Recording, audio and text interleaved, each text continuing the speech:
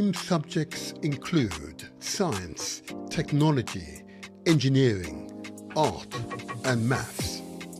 Your job, career, success.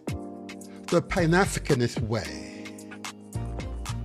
The annual spending power of Britain's Black, Asian, and multi-ethnic communities is estimated at £4.5 billion.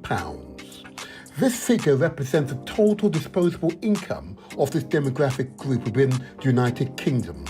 This group, which makes up 16% of the United Kingdom population, has a significant impact on various market sectors. A WPP study reveals how brands can unlock £16.7 trillion worth of spending of minority ethnic consumers.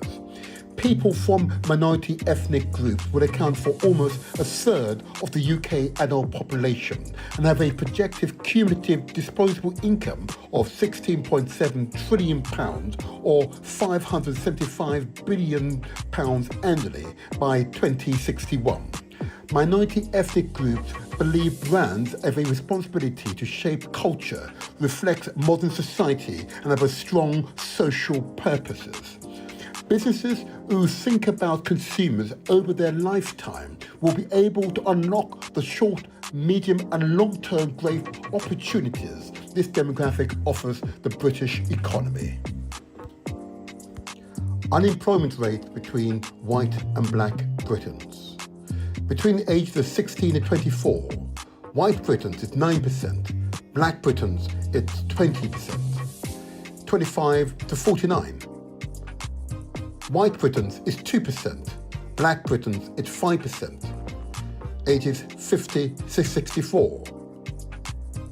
White Britons is 2%, black Britons is 6%, 65 plus. White Britons is 2%, black Britons is 5%. The growing trend of unemployment among black, minority and ethnic youth can no longer be overlooked, whether from an economic or moral standpoint. If we consider the youth to be our future, what kind of future can they expect if this troubling trend continues? The socio-economic consequences are too devastating to ignore.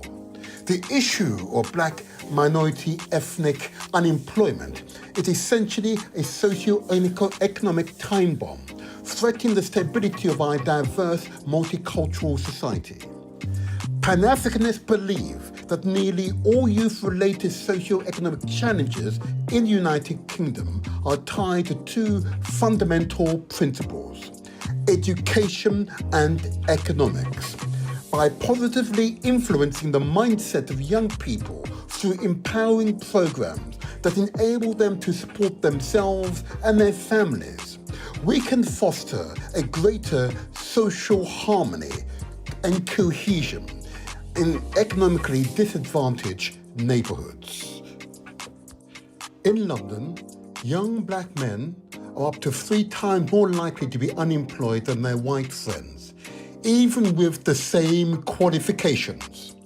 Black male graduates often face higher unemployment rates than their white peers. Let's be clear. This isn't a skills gap. This is an opportunities gap. It's a systematic crisis that has been going on for decades. But this isn't just another story about a problem. This is a story about solutions. A solution that isn't coming from the top down, but from the ground up. This is how Britain's Pan-African communities are building a new future for their youth right now. But where the systems have failed, communities have stepped up.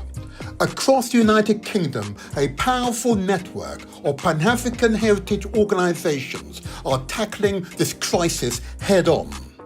They aren't just patching up cracks, they are building entirely new foundations. Organisations like Access UK, a charity founded to be the voice for the unemployed youth, are creating real community-based solutions. Their mission is clear: to drastically reduce the high unemployment rate amongst Black youth, African heritage youth, by providing targeted, culturally competent services. Culturally competence, that phrase is everything. These organisations are led by the very communities they serve. They get the nuances, the specific challenges and unique strength of their young people. They know that the one-size-fits-all approach will never work. So instead, they offer a whole economic system of support, covering everything from education and employment to enterprise and training. They are creating pathways that don't just lead to any job, but to a meaningful, sustainable career.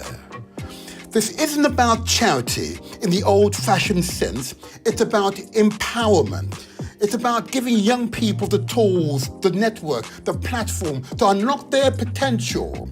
It's a movement built on the simple, powerful principle of for us, by us, or Ubuntu, I am because we are. And it's changing thousands of lives. The success of these initiatives shows what's possible when communities lead their own solutions. But they are carrying a heavy load, and they shouldn't have to do this alone. So what can you do? Start by looking up the organisation doing this work. Names like Access UK are out there doing incredible things. See what they need. Maybe your time as a mentor, your professional expertise, or a donation to support their vital services. If you are an employer, it's time to look at your own company. Ask the tough questions. Download the Mayor of London's Inclusive Employers Toolkit. Engage with initiatives like Moving On Up. Be intentional. Create a workplace where talent from all backgrounds can not only get in the door, but actually thrive. Be an active part of the solutions.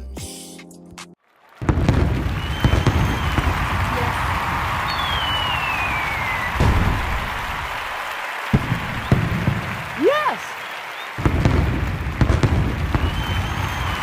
Yes.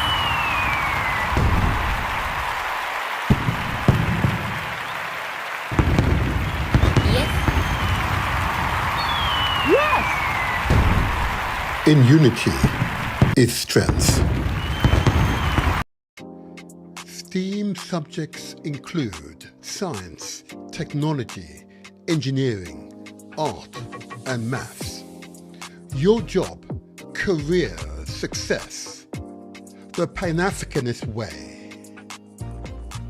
The annual spending power of Britain's Black, Asian and multi-ethnic communities is estimated at £4.5 billion. This figure represents the total disposable income of this demographic group within the United Kingdom. This group, which makes up 16% of the United Kingdom population, has a significant impact on various market sectors. A WPP study reveals how brands can unlock £16.7 trillion worth of spending of minority ethnic consumers.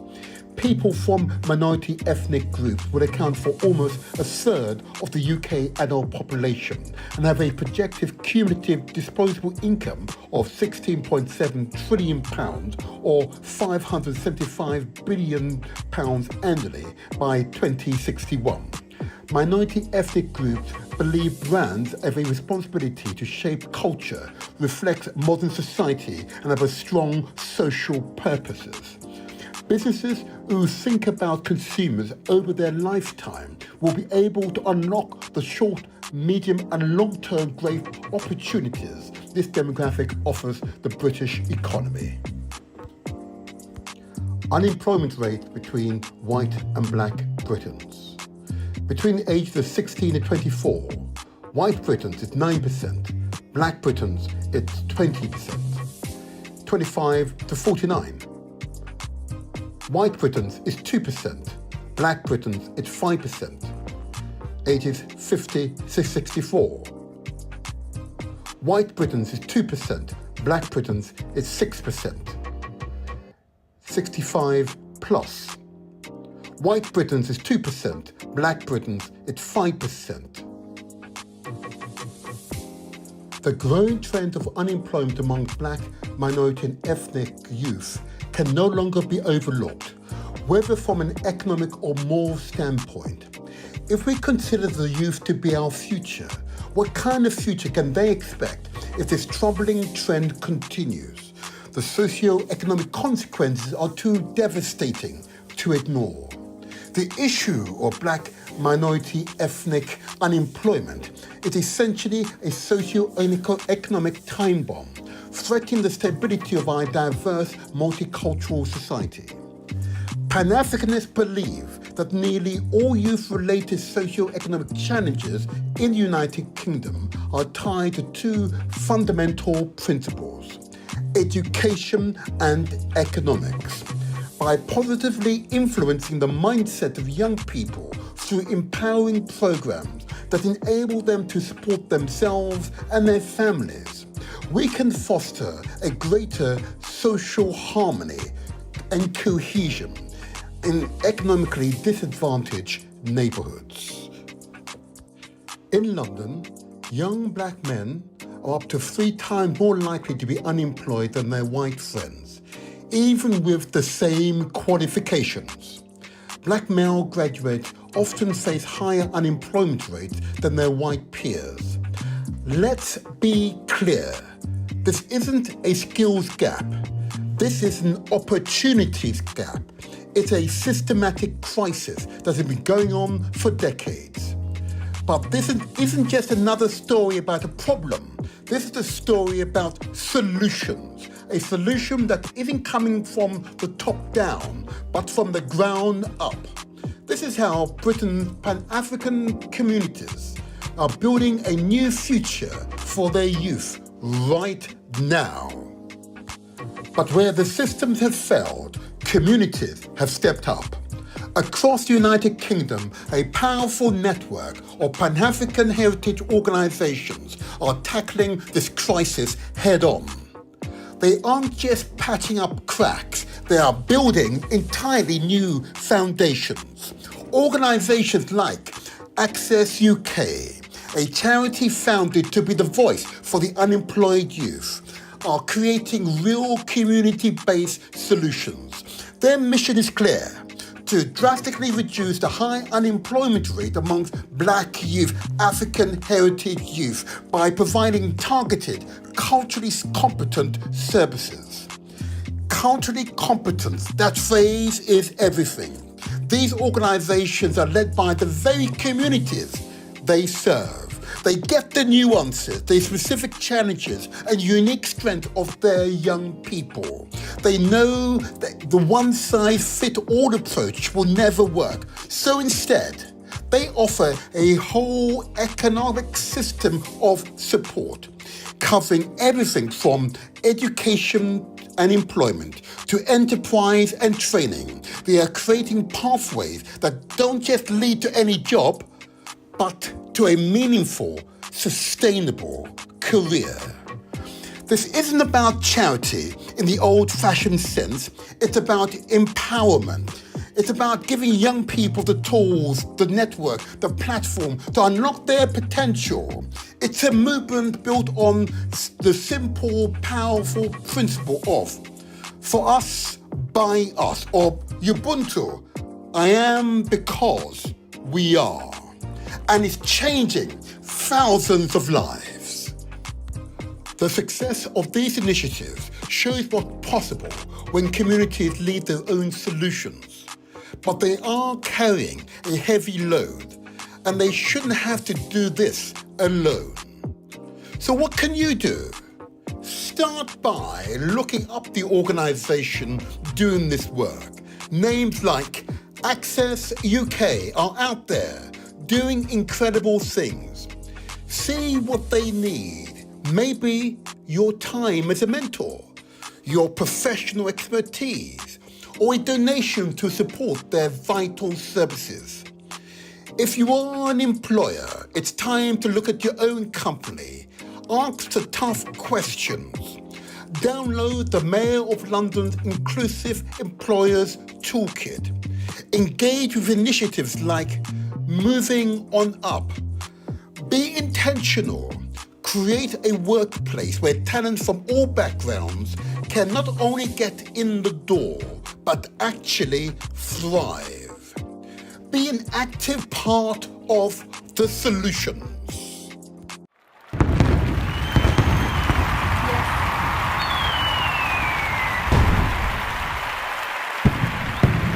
Yes. Yes.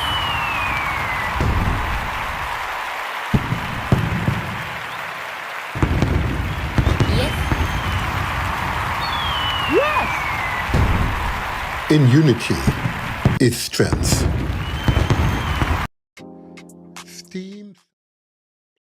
It is true. In unity is strength.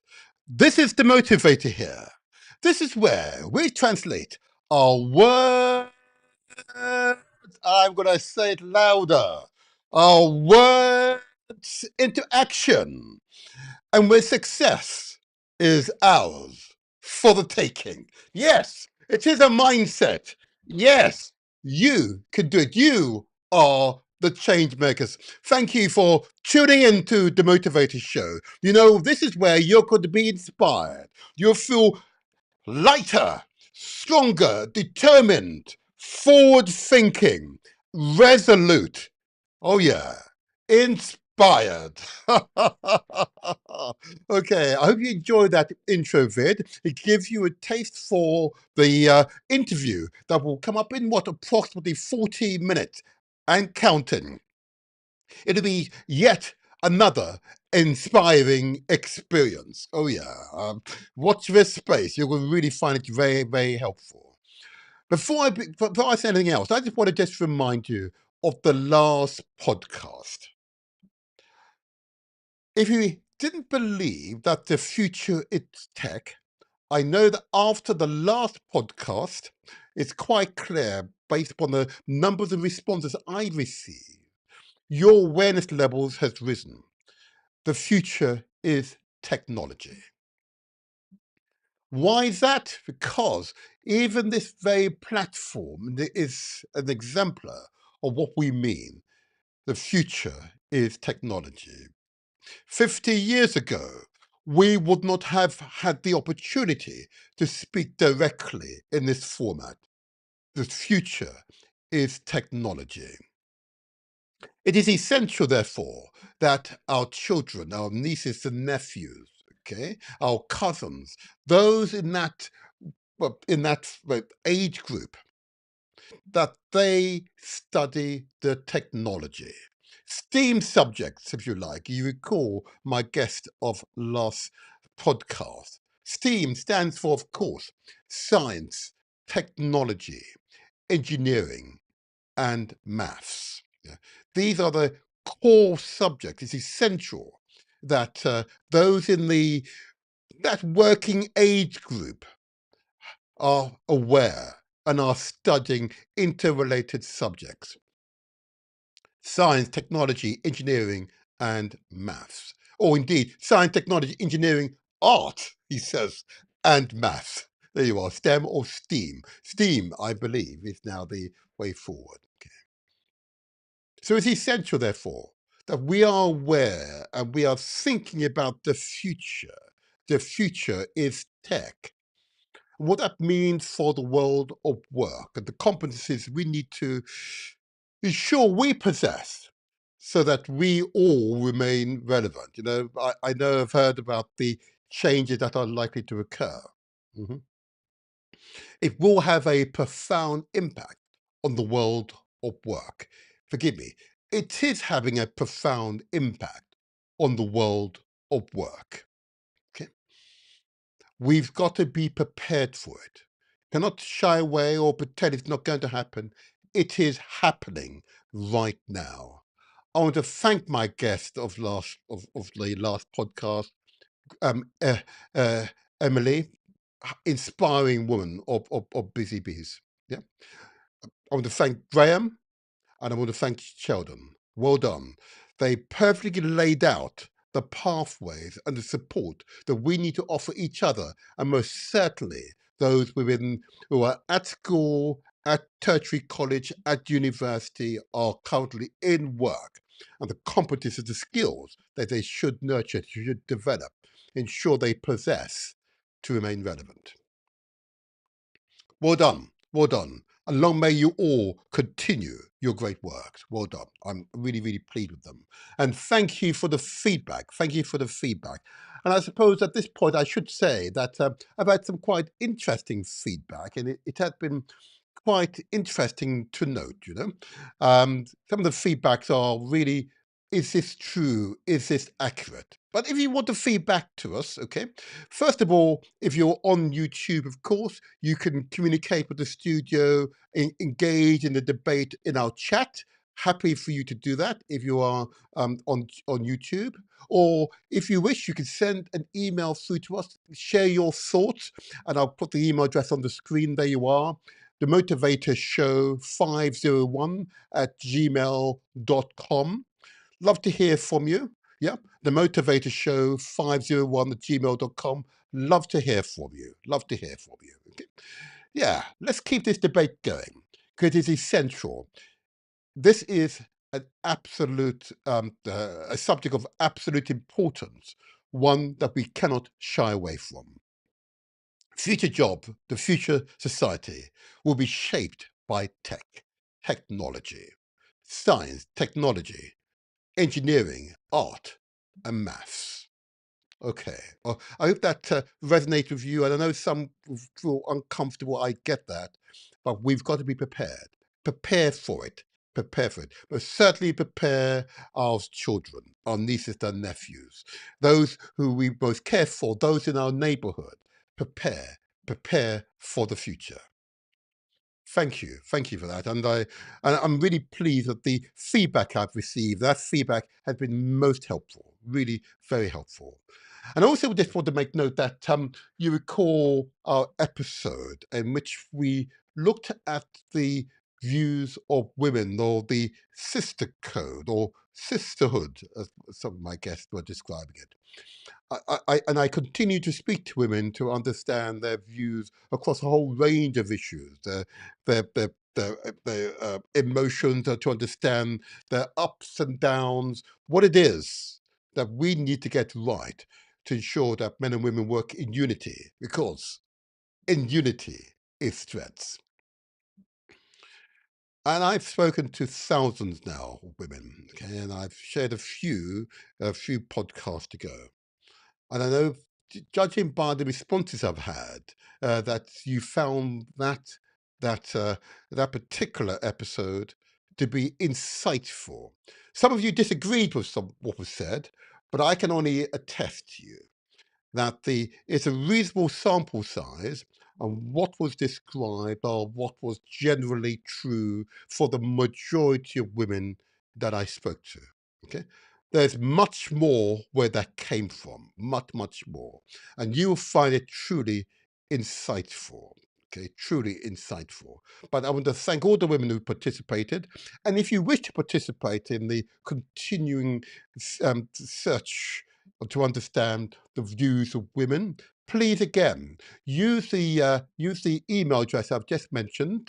Reach out to me. What I need is your name and telephone number, your age, name, and telephone number. The rest that we'll take care of. Okay, there it is on the screen. Just send an email to the Motivator Show of 501 at gmail.com. Okay, and I'm assuring you, all what is said is confidential. We will only use excerpts where it is appropriate, and we'll obtain your permission beforehand. Okay? But we would only use those excerpts which are broadly in line with the majority. Yep. Most women, as opposed to a minority. We will do a series of podcasts will focus on those minority viewpoints, which is fine. But most certainly the core viewpoint are what we will focus on. And I'm assuring you, you'll find it truly insightful. Okay. It's truly. Okay. All right. And last, I would do a quick shout out, and I know that many of you will understand when I say this. I want to give another big thumbs up to the African Continental Unity Party, the Africa's Pan-Africanist party that seeks to nurture, train, and prepare leadership throughout the African continent. Okay, I want to give praise and respect to King Kabbalah and his insights. We need to get him back in here again. He's got a new book out for his insights and its thoughtful dialogue we've had. And that dialogue is having impact, true impact, both here in Europe, the Americas, and most certainly across Africa. Since then, I must say, I note that China, yeah, the second largest economy in the world, has now opened its economy to the 53, or in fact, 53 African countries. In other words, what I mean by that, there is now zero tariff between Africa and China, the continent of Africa, bar one country, and China. Zero tariff. Not like this, these people, if you look west, okay, who are seeking to put ridiculous tariffs to make trade almost impossible. And they claim to be the leaders of capitalism. I'm sorry, sorry, Americans, I'm not laughing at you, but it does seem laughable at first sight. And if there's a debate we need to have about that, I will have a few guests here to discuss the situation in the United States of America. That should be interesting. That will be interesting. China removes tariffs. Yeah. America puts up tariffs. Enough said. Enough said. Enough said. Enough said. All righty. Okay. Say no more on that one. Say no more. Now then, I want to give another further announcement, and this one is very, very important. Many of you, of course, know that I champion a number of campaigns, important issues that particularly affect the African communities worldwide. Okay. And one of those campaigns, of course, has to do with something which I know is very personal. I'm told culturally centric, but very personal. And that's, of course, FGM, which stands for female genital mutilations. You recall I've had in these studios the former mayor of Southwark, which is a borough here in London, which of course is capital Britain. She is indeed an FGM survivor. I, in my other public hat, have spoken to quite a number of women who are equally survivors, but do not possess Councillor Naima Ali's courageousness, boldness to speak up about the subject. And I completely get why they do not. Okay? I completely get it. But unless we discuss these subjects and the profound impact it can have on a woman's life, particularly where it happens when a woman is fully aware, as opposed to it happening when that woman is a baby. I have to say that the testaments I've experienced have been truly emotionally moving. And I cannot defend FGM. I cannot defend it. I'll just say straight up, I cannot defend it. We need, as a people, to consider what it is and why it has become an ingrained cultural tradition in some societies. In many countries, it actually is now illegal, but still happens behind the scenes.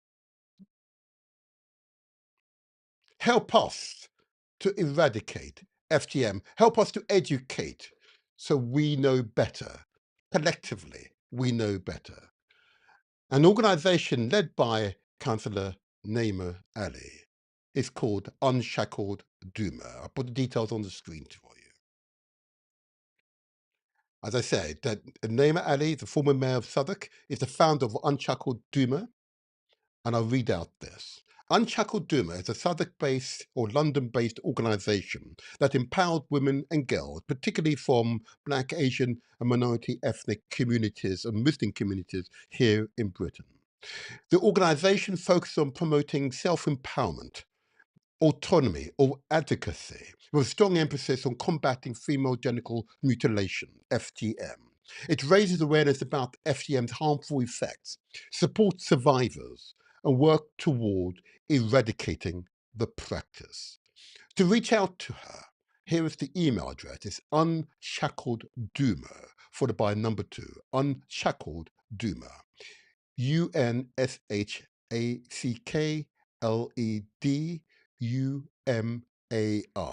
followed by a digit 2 at gmail.com. It is an important campaign and one that could and most probably will save lives. I hope you will join with me in commending those courageous women and men who recognise the importance of that campaign. Well done, Councillor Naima Ali, FGM survivor, a courageous human being, courageous human being. Long may you continue your great works. Long may you continue your great works. Thank you, thank you. Now, at this point in the podcast, what I want to do now is move over to the other important campaign. I know you will completely understand. It affects us all. This is the health and well-being campaign.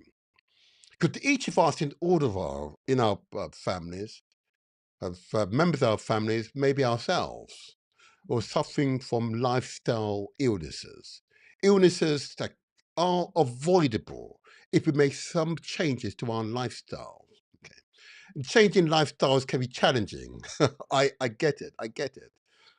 But these lifestyle changes are essential so often. Levels of obesity or fatness in the communities, particularly in the African communities and some Asian communities, is off the charts. Levels of diabetes in the communities, okay, off the charts. Levels of hypertension or high blood pressure in the communities, again, off the charts. Levels of cancers in the communities, off the charts. Cholesterol levels way above normal. Okay. Lack of exercise, again, as a percentage, is too high. So we collectively have to make those conscious decisions that we collectively will do better. I say again, we collectively will do better. But to do better, of course, we need to come together because in unity is strength. There are therefore a collective responsibility to help each other so we can promote a healthy community. Mhm. In order to defend a healthy community, you've got to take proactive actions. And that often means sharing information, actually exercising, thinking about what we eat, okay? Being aware of our mental health, spiritual health, supporting others who need our support, empathy, caring, okay? Ubuntu. Uh-huh. Yeah. These are essential features if we are to grow as a species,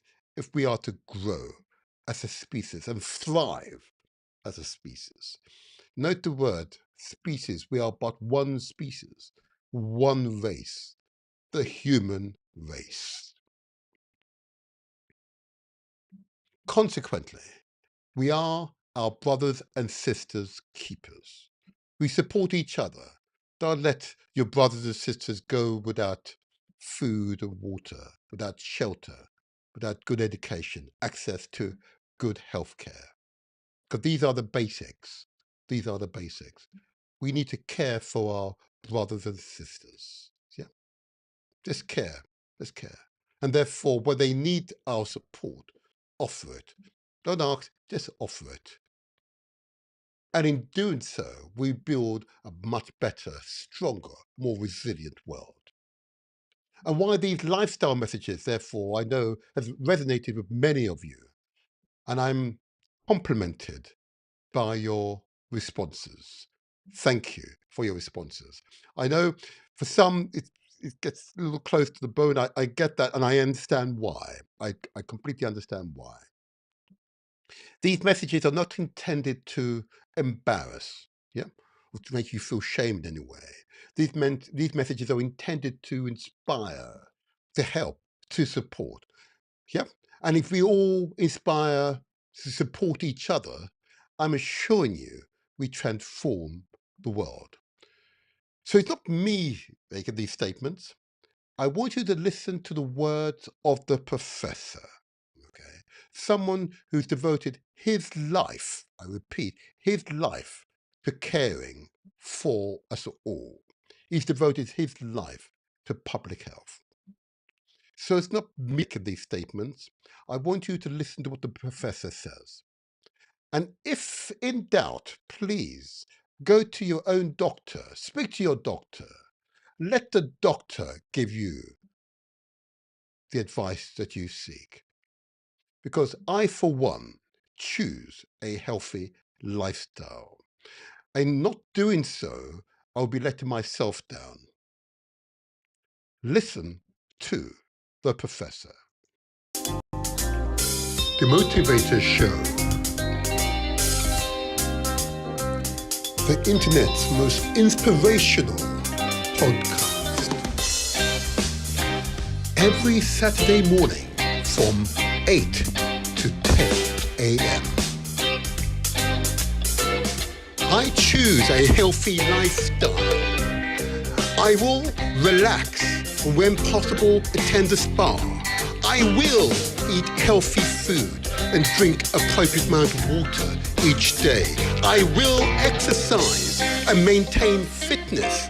I will not be afraid of doctors and seek out medical examination when I need it. I will promote good mental health because it's important to me. I deserve to be happy. London is United Kingdom capital city. It is amongst the most cosmopolitan in the world. It possesses all possible extremes, including in wealth, cultural and religious diversities. The main causes of illness and premature death in London, like the rest of the United Kingdom, are coronary heart disease, strokes, cancers, and respiratory diseases.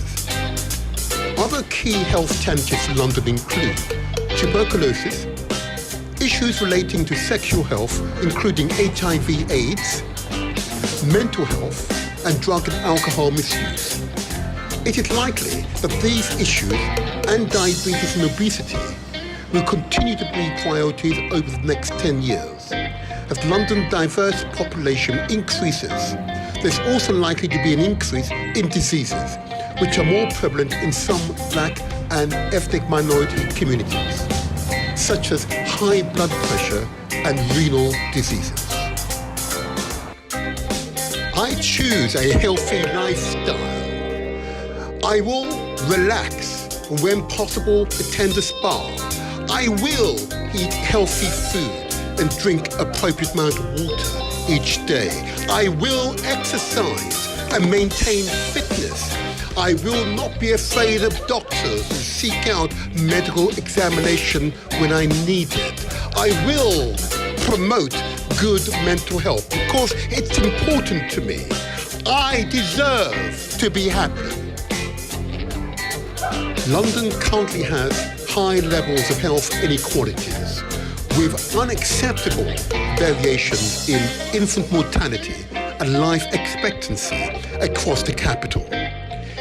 tackling these issues is likely to remain a key challenge over the next 10 years.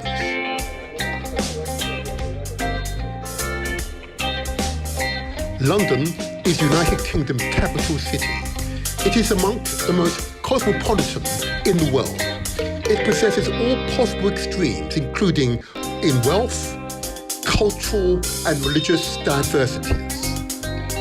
The causes of health inequalities are similar to those that determine health in general, including, for example, housing conditions, employment opportunities, environmental factors such as pollution, the amount of exercise undertaken, one's diet and smoking, and access to health services. I choose a healthy lifestyle. I will relax and when possible attend a spa. I will eat healthy food and drink appropriate amount of water each day. I will exercise and maintain fitness. I will not be afraid of doctors and seek out medical examination when I need it. I will promote good mental health because it's important to me. I deserve to be happy. Public health priorities. Life expectancy is stalling and health inequalities are widening. After a century of increases, the decades prior to COVID-19 pandemic saw improvement in life expectancy amongst the UK population stall. For some, these improvements went into reverse. Between 2010 and 2012 and 2016 and 2018, life expectancy among women living in the most deprived 10% of areas of England fell, with the largest increases in the North East. The diseases now most prevalent within the communities include diabetes, high blood pressure, heart conditions, cardiovascular diseases, lung disease, cancers, and obesity.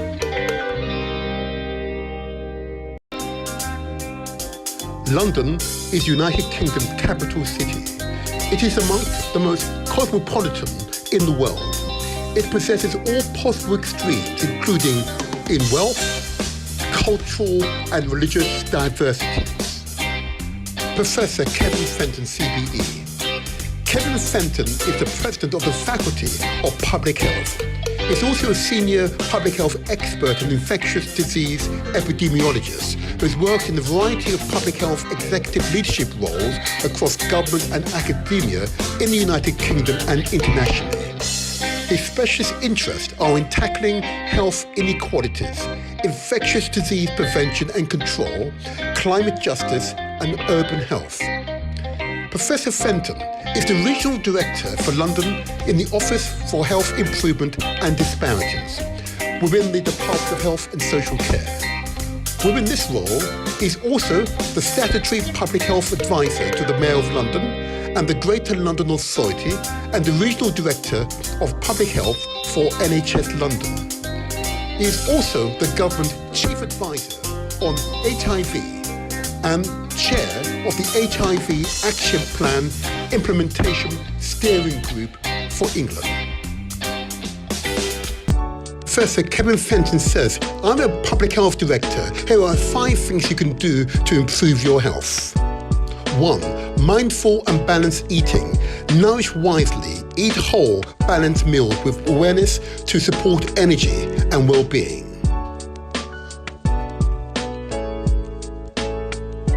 2. Get outside. Be with nature. Time outside reduces stress, improves mood, and strengthens your connection to the world. 3. Stay curious, stay engaged, explore new interests, keep your mind sharp, build social contacts, and boost your happiness. 4. Get active, move it or lose it. Move daily, lift weight, and do cardio. Exercise, improve physical, mental, mood, and energy. 5. Prioritize rest and sleep. Disconnect. Rest. Quality sleep supports mental clarity, emotional balance, and overall health.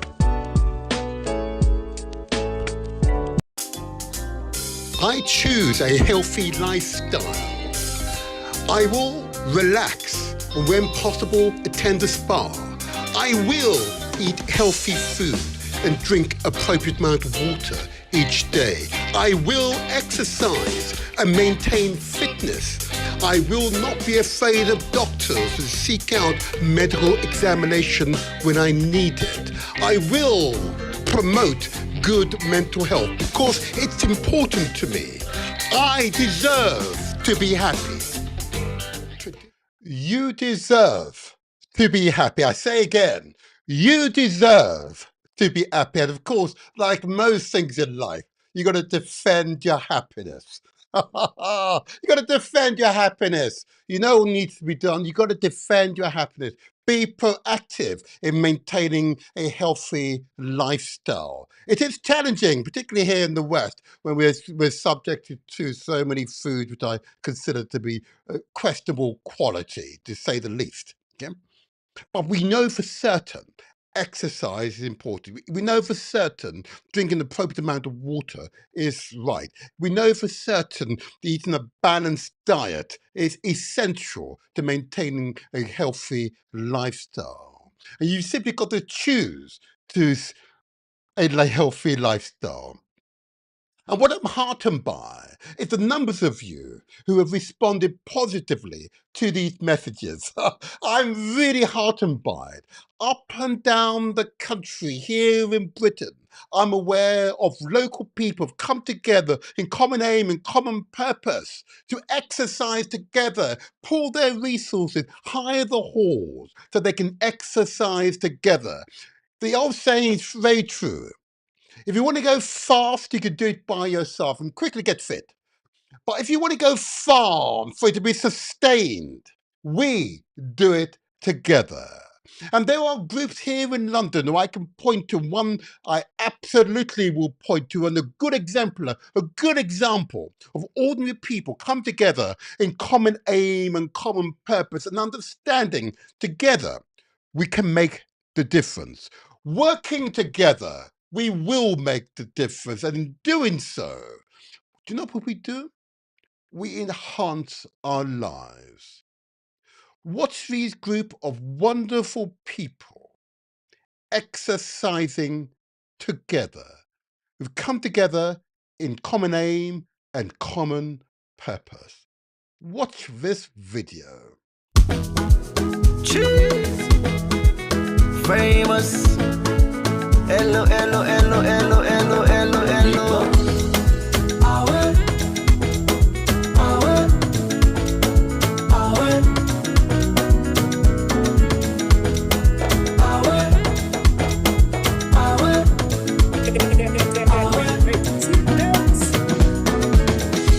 You get one life only. Oh yeah, exercise together.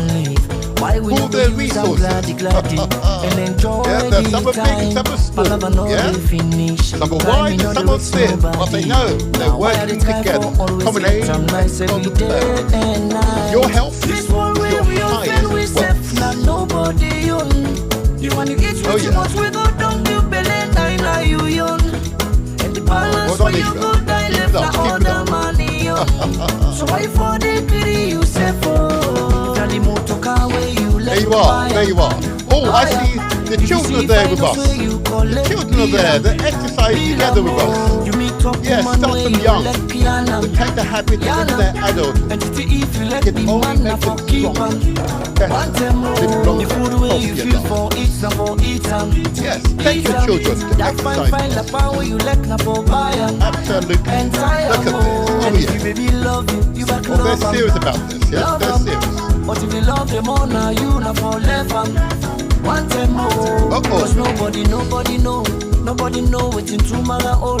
So every day of my life till all, I fasting enjoyment stay go. Now for land for care for yourself. Nobody love you past you yourself. She's enjoying herself. All man they fight for himself. Now why I got the alarm with the other man they party. Me joy away.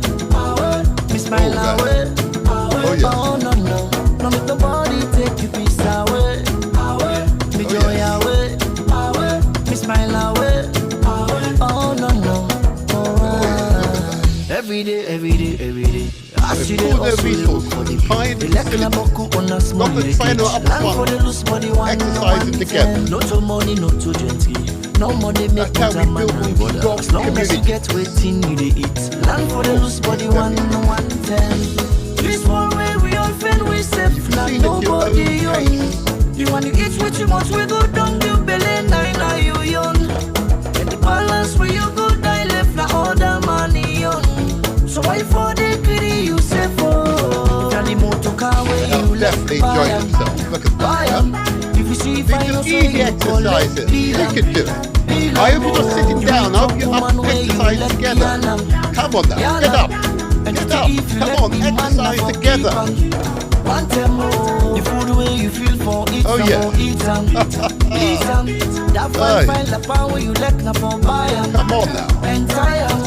And if you baby love you back love love. Oh, I can hear you puffing now. I can hear you puffing. One time more, cause nobody know. Very healthy, huh? Very healthy. Come on, keep it up, keep it up. Nobody love you, pass you yourself. Just a few minutes every day makes an enormous difference. Even better when you find friends, neighbors, your network. Come together, exercise together, take care of yourself. This is for you. It's for you.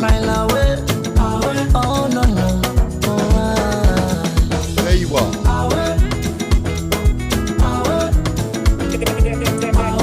I'm very pleased. Look at that. Ordinary people. I'll stop it there. Ordinary people have come together, common aim and common purpose, understanding. They're working together will more than likely to gain the result that we really want. In unity is strength. Yeah? We translate these words into action because success is ours for the taking. Brilliant, brilliant, brilliant. Well done, all of you. And I'm really heartened by the feedback I've received over these months and years that we started the lifestyle messages. I'm truly, truly honored to hear your responses. But if you're here in South London, if you just happen to be somewhere in South East London, okay, and you want a place just to come and exercise for a few minutes, why not join them? They're based in South London, not too far from where we're based here in these studios, okay? Join them. Okay, let me put details on the screen for you. There you are in South London, Countdown Health and Wellbeing, every Monday and Wednesday between 6:30 and 8 p.m. at 12 Tatum Street. That's in London, Waltham, London. And postcode S for sugar, E17 1T for Togo, N for Nigeria. There you go. Email address, if you want to reach out to them, it's countdown0405 at gmail.com. I say countdown 0405 at gmail.com. Or you can speak to the inspired brother Ishmael. His number here in London, UK, 07960 803 588. And I hope you agree with me. That's an example of the community coming together and working together. That theme is a theme for today's show. Yeah. This podcast will be the community coming together and working together on an important subject. That is to ensure that those who are able-bodied and can work, okay, find work, preparing them for work. Or indeed, to go into their own businesses and become entrepreneurs, wealth creators. Yeah. But it's essential for the community to take responsibility. Okay. Those of you who were able to watch the intro video will know and be aware of some of the stats, particularly as it relates to people of African heritage, the unemployment level, particularly amongst the younger cohorts between 16 and 24. This harms Britain PLC.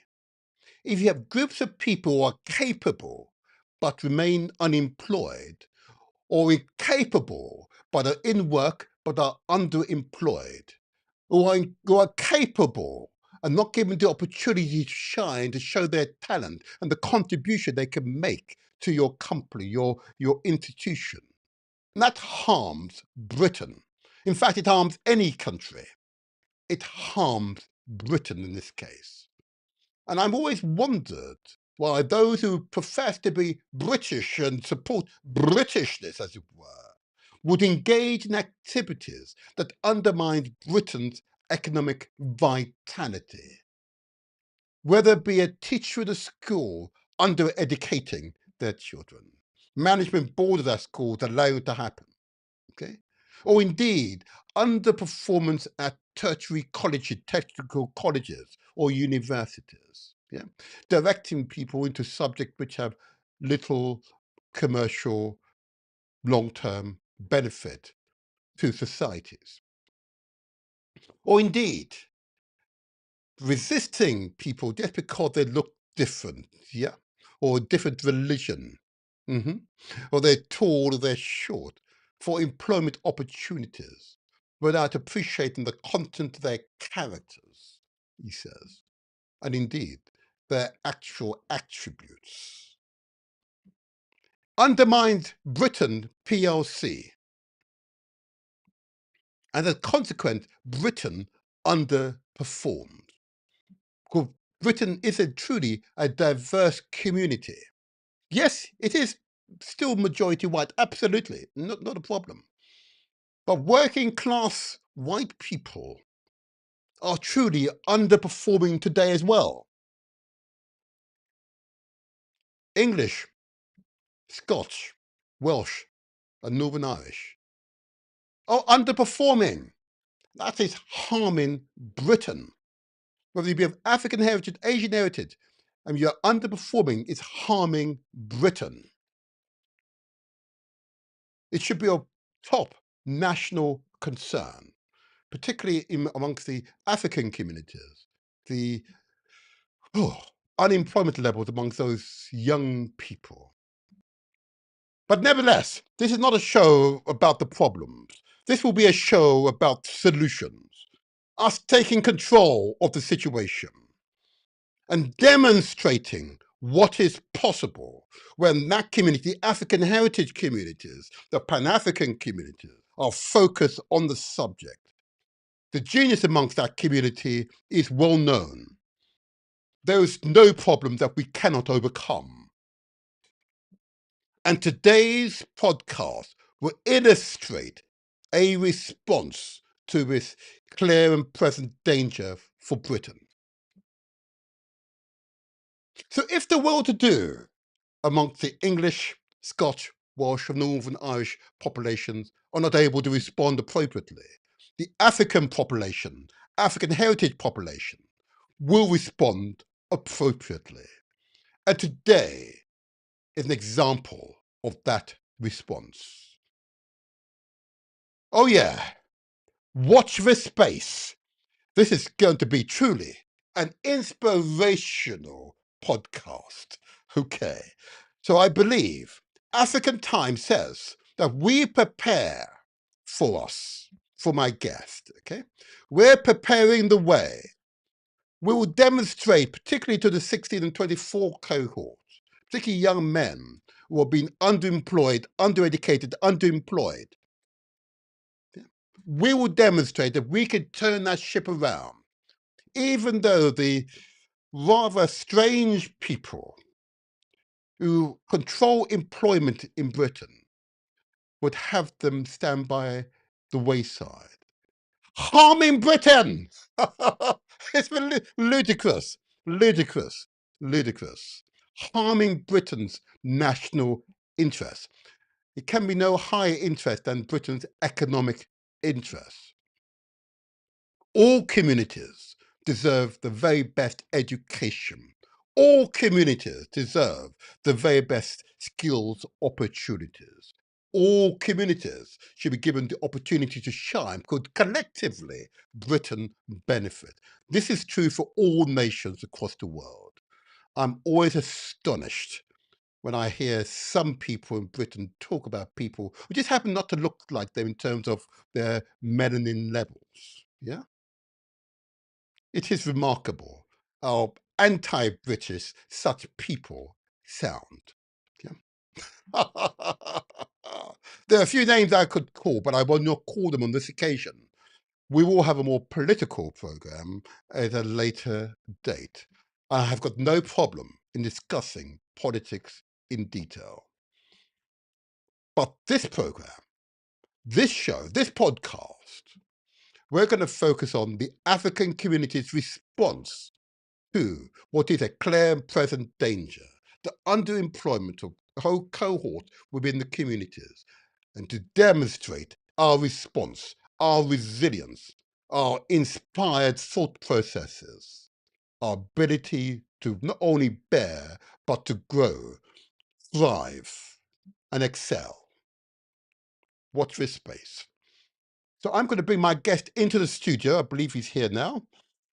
And this will be truly another inspirational podcast. But before I bring him in, I'm going to first of all change the scene. I'm going to do something slightly different today. There we are. Am I in there? Oh, there you are. And I'm now going to bring my guest in. This is right, bring my guest into the right section. Bring my guest into the studio. He's now in the green room. And now then, I now need to make sure I can bring him in properly into my other part of this. It will come in one moment. And I'm now going to add him in. There we go. I hope that will work. There we go. And let's pick him in. 1 second. Let's pick him into the right section. Okay, here we go. Bring to the front. I'm assuring you, this particular guest you will find truly inspired. And I can get him into the right section, of course. It'd be nice, wouldn't it? There we go. Oh, it's not going to work. I think we can get this to work in a second. I'm not sure why it's not working now. And there we are. Oh, I think we got this right. There we go. And there we go. And there we go. He's coming in now. And we have him in. We have him in. Oh, look at that. He's smiling. You can see the strength, that smile, yeah? You can feel the energy already. You know, this is truly going to be another inspired podcast. Good morning, sir. How are you? Good morning. I'm fantastic, thank you. I'm great. Okay. Fantastic. Okay. Now, look, I know you. Okay. I'm going to go right into this because time's going to fly very quickly. But I know the information you have is going to inspire, motivate people, yeah? Draw them to you and remind them that there is no problem that is too great to overcome if we work together, because in unity is strength. I'm going to ask you, Absolutely. please, just to give your name, the organization that you have founded. At the end, I'm going to ask you, please, to explain to the audience, because I know you have one of those beautiful names, the meaning of your name. So please introduce yourself and the organization. Go ahead. I will do. By the way, there needs to be an edit in the name. It's the surname's Agyeman. There's an E missing there. Okay, live. Very important. Thank you. I'm going to get that right. Keep going. We'll edit it live. Don't you worry. No problem. So, just to introduce myself, my name's Nana Adjuban, which is a shortened version of the name that I want to, give you in a few minutes. It's Nana Adjuban. I'm the co-founder of an organization called African Caribbean Careers and Employment Support Services UK, better known as Access UK, another shortened version. And we were established in 2012, I believe, following the London riots of the previous year, which was 2011. And we were set up essentially to plug mainstream services that were available at the time and up until now for young African people, or young Black people, as we, the term we use obviously in this country. Yes. So our main focus is to improve outcomes in education, employment, and enterprise. Those are key. It's still spelled wrong. It's Agyeman, but it's fine. We'll get it right. We'll get it right eventually. So yeah, I'll roll. Keep going. Yes. Now, is to improve outcomes. So just to give context, in the UK. Can I ask you before you Yeah, give that context? So you've given yeah, your name, you've given the organisation, but before we get to yeah. the organisation, we're interested in your name that I was struggling to spell correctly. So I know I'm now peaked, even if the audience are not peaked. One, to get the name spelled correctly, and two, more importantly, to understand the Yeah, meaning yeah, behind the name. Please go ahead. yeah, Yes. yeah. I will do. So my full name is Nana Mm-hmm. Dash Yao Sahine Sahine, spelled Saahene. Mm-hmm. Sahine Ajumain Prempe. So there's a double barrel at the end. Ajumain Wow. Prempe. Right. Right. It's a very long name, but it has a significant meaning. So Mm-hmm. Nana, as some audience members will know, is like a Mm-hmm. title. It's like saying prince or king in Ghana. Yes. Yes. That's Yes. the first thing. The confusing element of it is that you could be a quote unquote normal person and still have called Yes. Nana. So Yes. Nana is the prefix. Yao it comes from Yawada, which means Thursday born. I Birthday was born on born. the Right. Okay. Thursday born. Yawada, Uh-huh. Mr. Yao. And the Sahini is means king of the sub. It's a sub tribe of the Akan. So in Uh-huh. Ghana, you have obviously tribes, and but it's the king of Yes. a particular tribe that's attached to the Akan royal family. So Yes. Sahini, Ajuman, Prempe. Now, Prempe is a very prominent name in Ghana. Again, Uh-huh. it comes from the royal family, the Akan family, Ashanti royal family. Yes. So at the moment, um, Okunkom is obviously the king in Yes. Yes. in the Kumasi region. So that's where the name comes from. So I come from essentially two prominent families. You got the royals on one side from my father's side, Right. and I, you've I got I the knew you were Yeah. royal. That's for sure. Oh, I knew you were royal. did you? I don't tend to speak about it, but Uh-huh. and Uh-huh. the other side from my mother's side is a family who involved in politics, etc. And they're quite prominent in Ghana as well. It's called the Chematings. The Chemating. That's Chimati. spelled Yes. KYEREMATENG. So those are the two. Those are the two families I come from Wow. in Ghana. Okay. Now, I must say, if I'd asked that question for you previously, I would have done my research, as you would have known. I would have had some history for the discussion. But it's I said okay. I was going to surprise you. I did say that. I was going to You surprise did. you. You most certainly said that, and I've got a note, and I'm of that diaspora, of course, and that memory is lost to us for now, at least, anyway. Okay. And I Indeed. note the manner in which you were able to deliver the meaning and history of your peoples. And I noticed Thank that as you described, your back was straighter, like this. You didn't realize you were doing this. Your back was straighter. Yep.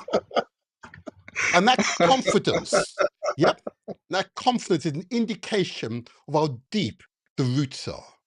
Yeah. you. Indeed. Indeed. Indeed. And that Indeed. certainty, therefore, of your identity is a powerful foundation for you to survive in places like Britain, which seeks to Indeed. uh, uh, mislead people about true African history. Yep, I've got to say Indeed. straight. Uh, Indeed. the only history that, as I went to school here in Britain, that was taught about Africa, in a British school, was the degradation of our peoples. Indeed. Yep, Indeed. and they were showing babies, children, with our peoples in necklace, in the most vile conditions Indeed. in Indeed. British schools, and I believe still in some schools, those books are being shown to children. 100%.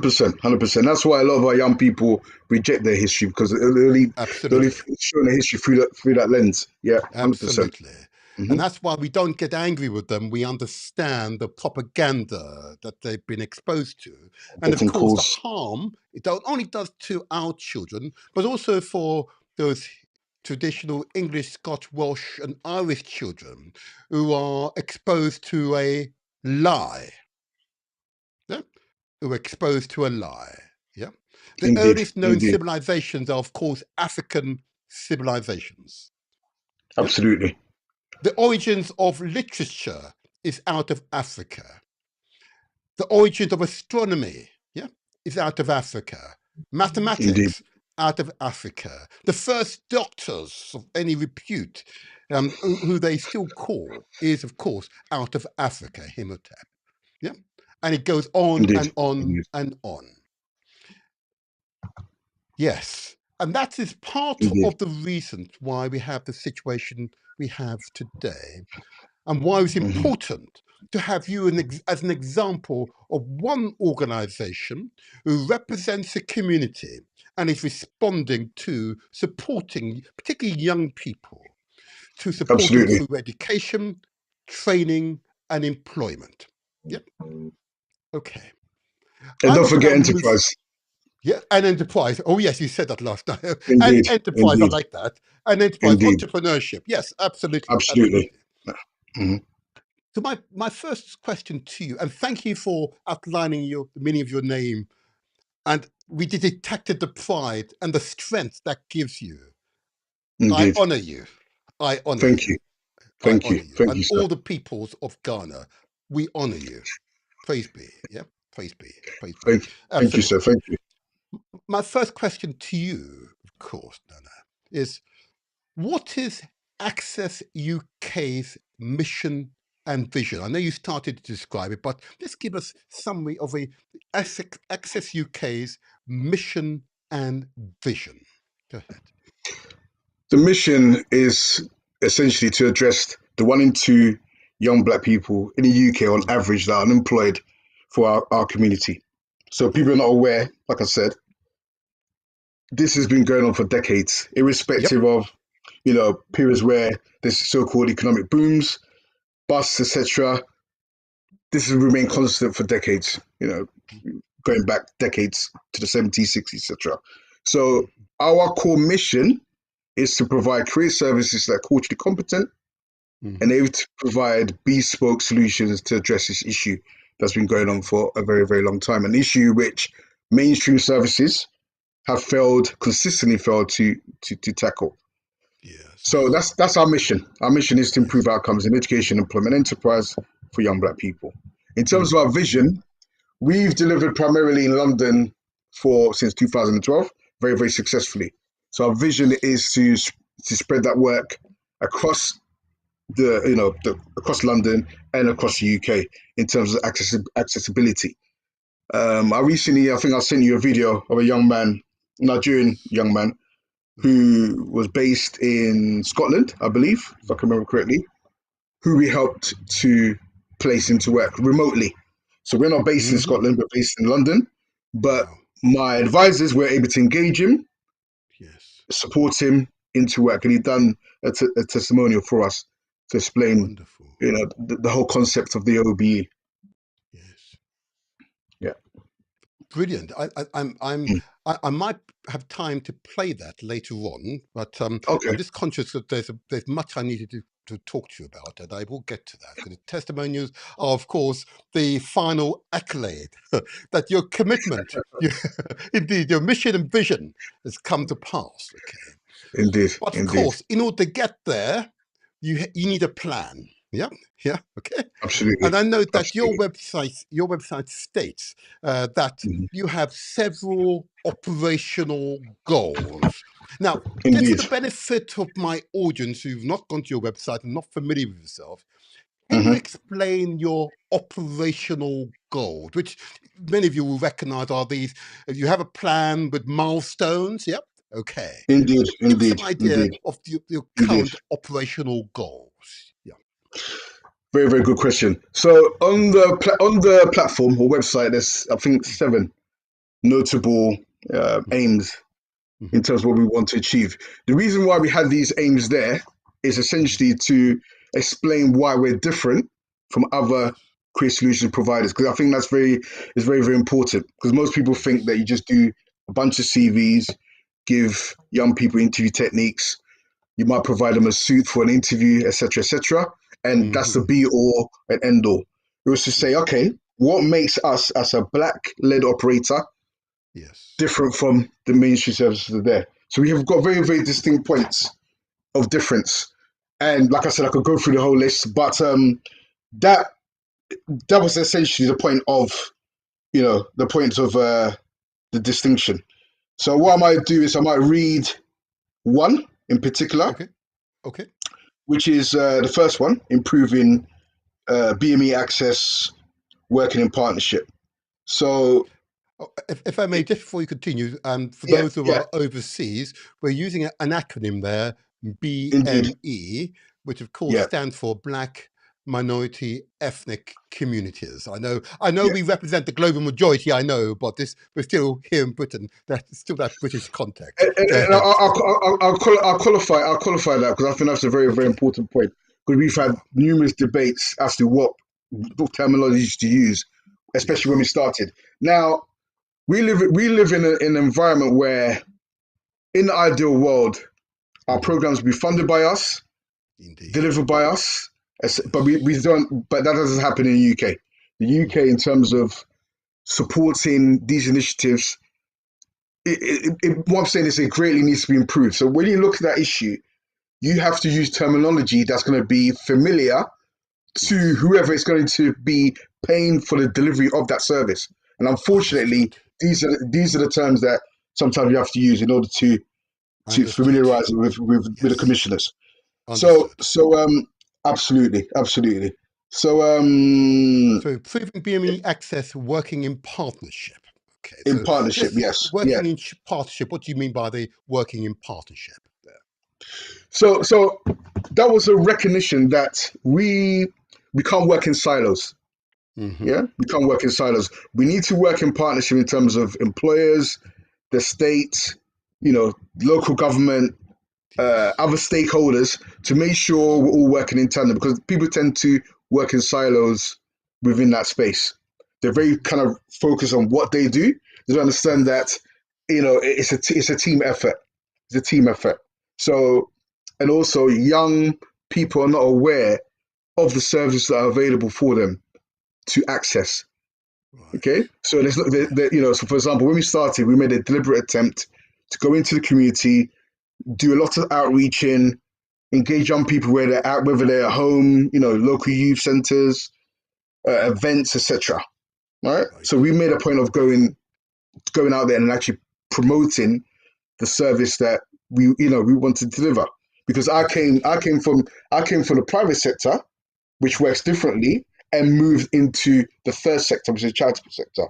So I brought a lot of the kind of the operational structure and the norms of the private sector into the first sector, in terms of delivering the service, but in a very professional, efficient way.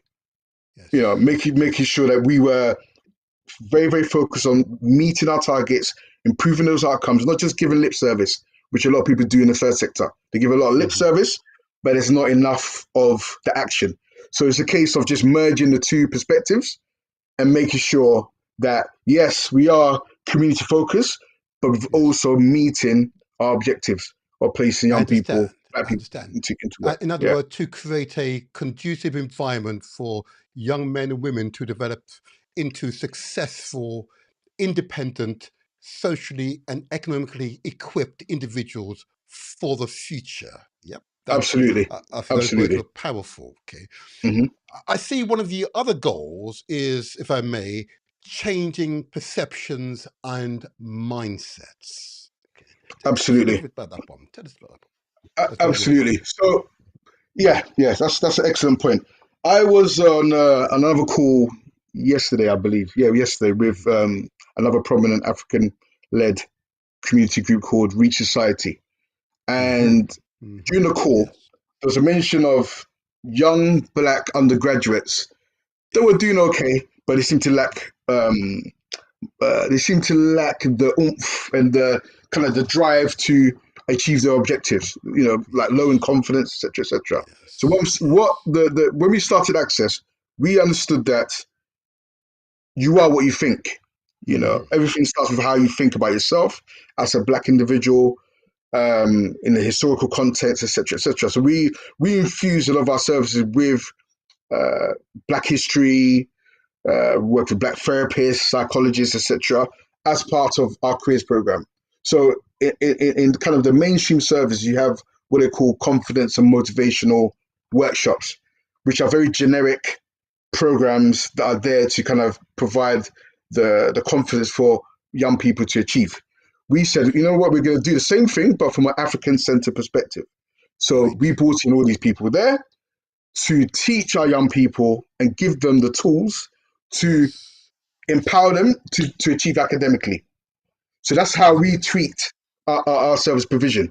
So we work with people, prominent historians like Robin Walker and so many others in the community to kind of give our young people who are on our caseload that confidence to go on, because that's essentially it. It's just it's changing how they perceive themselves, whether they're academics or non-academics, so they can achieve their goals and aspirations. Well said. I know in the sector they would use the term culturally competent services. There you are. Absolutely. That's what they call it. Yeah. Okay. I see there's another goal, and I was interested in your goals. Like a plan, because you've got a plan, you've got a path. You've got a path. Now this is up to you then to get on that path and remain consistent. So I like the plan. You see. Indeed.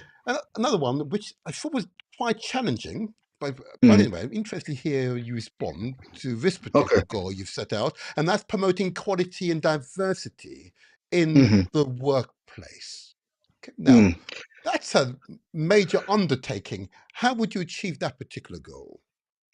Another excellent point. We have to put this into context. This was written pre George Floyd, pre so-called DEI. Yeah, this was in 2012. We're talking about. So when I started Access, I started with zero funding or anything from externally.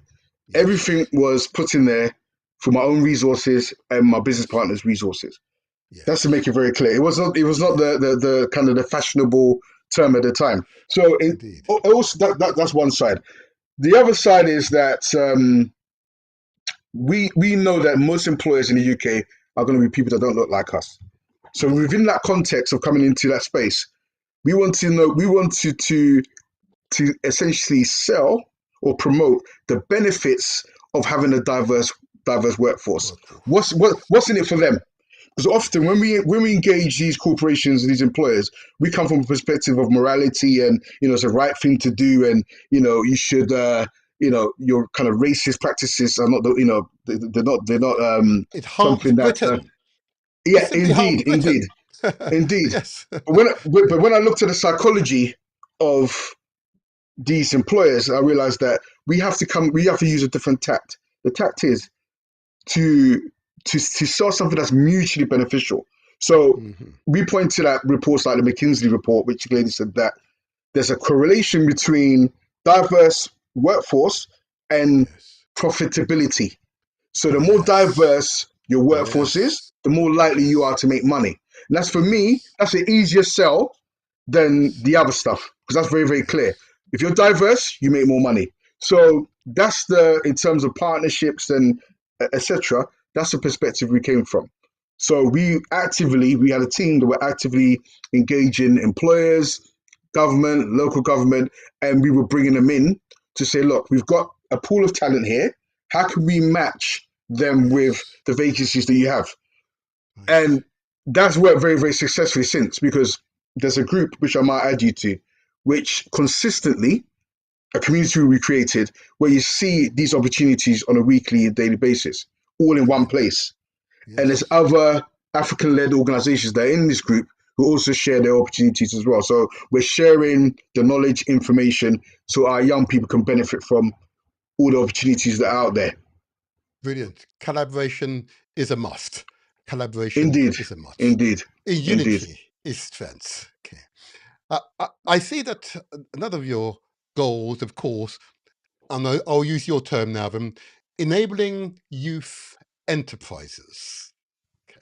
Tell us about that aspect of your work, which is quite different from preparing people for employment. Here, you are now discussing supporting those into enterprise, business, whether it be manufacturing, office-based, or some creative business. How do you support them? Yeah, again, excellent. Let's start off with the reason why we've kind of focused on this as well as a solution, because again, going back to what the status quo. The status quo is that we're educating our young people at whatever different levels, but essentially, when they reach the pinnacle of their education, they're still going to be facing somebody that doesn't look like them to decide whether they accept them or not into their space. Yes, Okay, yes, which I think puts us in a very weak position. yes. It's not very empowering. For me. So when we came in, looked at the solutions to these situations, we realized that we had to empower young people also to be self-employed, also to create their own solution, which means looking at entrepreneurship, enterprise, self-employment, and so forth. So for us as an organization, how we support young people is that we connect them up with business advisors, trainers, successful Black or African uh, people in the community Yes. to teach them the mechanics and the basics of running a successful business. We tap them into emerging markets like crypto, forex trading, the whole plethora Right. of emerging Right. markets. Okay. So they can now be connected to a world which they hear about, but they don't necessarily understand. So you have people that look like them, giving them the knowledge, giving them the tools, expose them to successful Black or African entrepreneurs, business people, to make it real. Because Yes. you influenced by what you see and what's Yes. tangible to you. So Yes. we connect them with people that might not necessarily be in their networks or they might not be aware of. People like, for example, Dean Forbes, who recently was voted the most influential Black person in the UK, Right. a self-made millionaire or billionaire. I've heard in other circles, but the point is that he comes from an environment which many young people are familiar with, but yet he's been able to rise and make it. It's about showing them the tools and the mechanisms of actually doing it, so they can replicate it themselves, or at least try to replicate it. That's why we do it. It's just give our young people more options outside of Yes. just a job. Brilliant. Yeah, Brilliant. just to open that out. I'm truly encouraged by what you say there, and we need to talk further about this and what additional support I and others in my own network can give support to you. We absolutely want to develop entrepreneurship enterprise. Yeah, we want to grow our wealth creation class within the community. It is essential. It is always the backbone of any community, wherever you might be in the world. And as I say, with your confidence, as I said, I note the way you straighten your back as you describe your name, your history, and your culture. Yeah, we want to see more of that. Yeah, can you imagine an entrepreneur, someone in enterprise, running a business with that level of confidence? They are formidable human beings, absolutely formidable Absolutely, human beings. absolutely. So for that reason alone, we want to give whatever support you can, and I will plug into other networks, which I'm sure will support you. And We appreciate uh, it. Thank you. it's a pleasure. It's a pleasure. And if I just take a moment, just a minute here, to give a plug, an initiative which is currently underway, is coming together.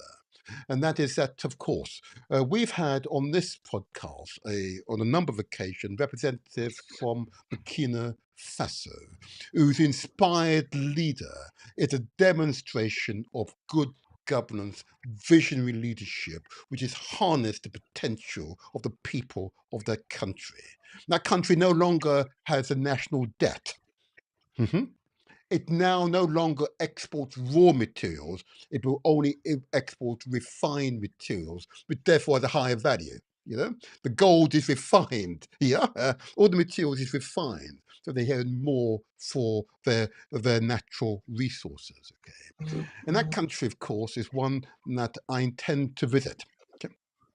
I gave an announcement a few podcasts ago, but I'll just give a quick plug at this point, and then we'll return to yourself. Just to remind people that it is intended that we will visit Burkina Faso from the 26th to the 9th of February. Okay, the anticipation is that we'll take up to 500 people.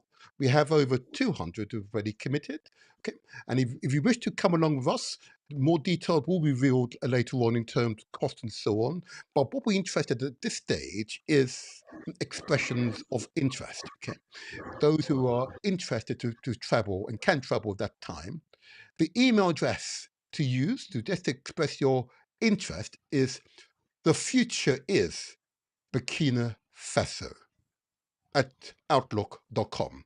Notwithstanding the Ghanaian I have in the studio at the moment, okay, but even the new president of Ghana is recognizing close partnership with Burkina Faso is essential. Okay, Absolutely. so the email address is the future is Burkina Faso at outlook.com.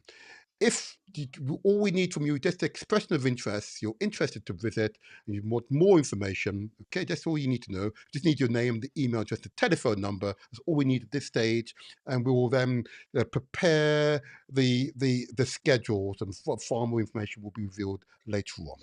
But it will be an important step forward, and I'm assuring you, following these podcasts, we've garnered significant support in that country. I'm really pleased. I really wish I was a beginner pay. I really wish. Forgive me, I was born in Jamaica, but I really wish I was there to be a part of that revolution. Yeah, because you and I talk about this, but to actually see it in practice, the outcome of your work, to see the outcome of your work, those young people being productive, yeah, being good husbands, good wives, and looking to the future. Oh yeah, that's our vision, isn't Absolutely. it? Yeah. Absolutely. Yeah. Absolutely. And that's why Yeah. Pan-Africanism is such a powerful word these days. Powerful word. Okay. There you are. That's the plug. But thank you for that. Thank you. I want to return to you now. As it said, Yes, sir. what you present is not always talk. I speak to many who just love to talk. You put your money where your mouth is. Absolutely. I remember when you set this thing up. You don't know, but I remember. Okay. Yeah. And I actually referred a number of young men, primarily young men, to you. I'm not going to give you the name because I don't want to embarrass them. They'll make themselves known. I can testify that you gave them the kind of support and inspiration that has set up each one of them right now. They're all men.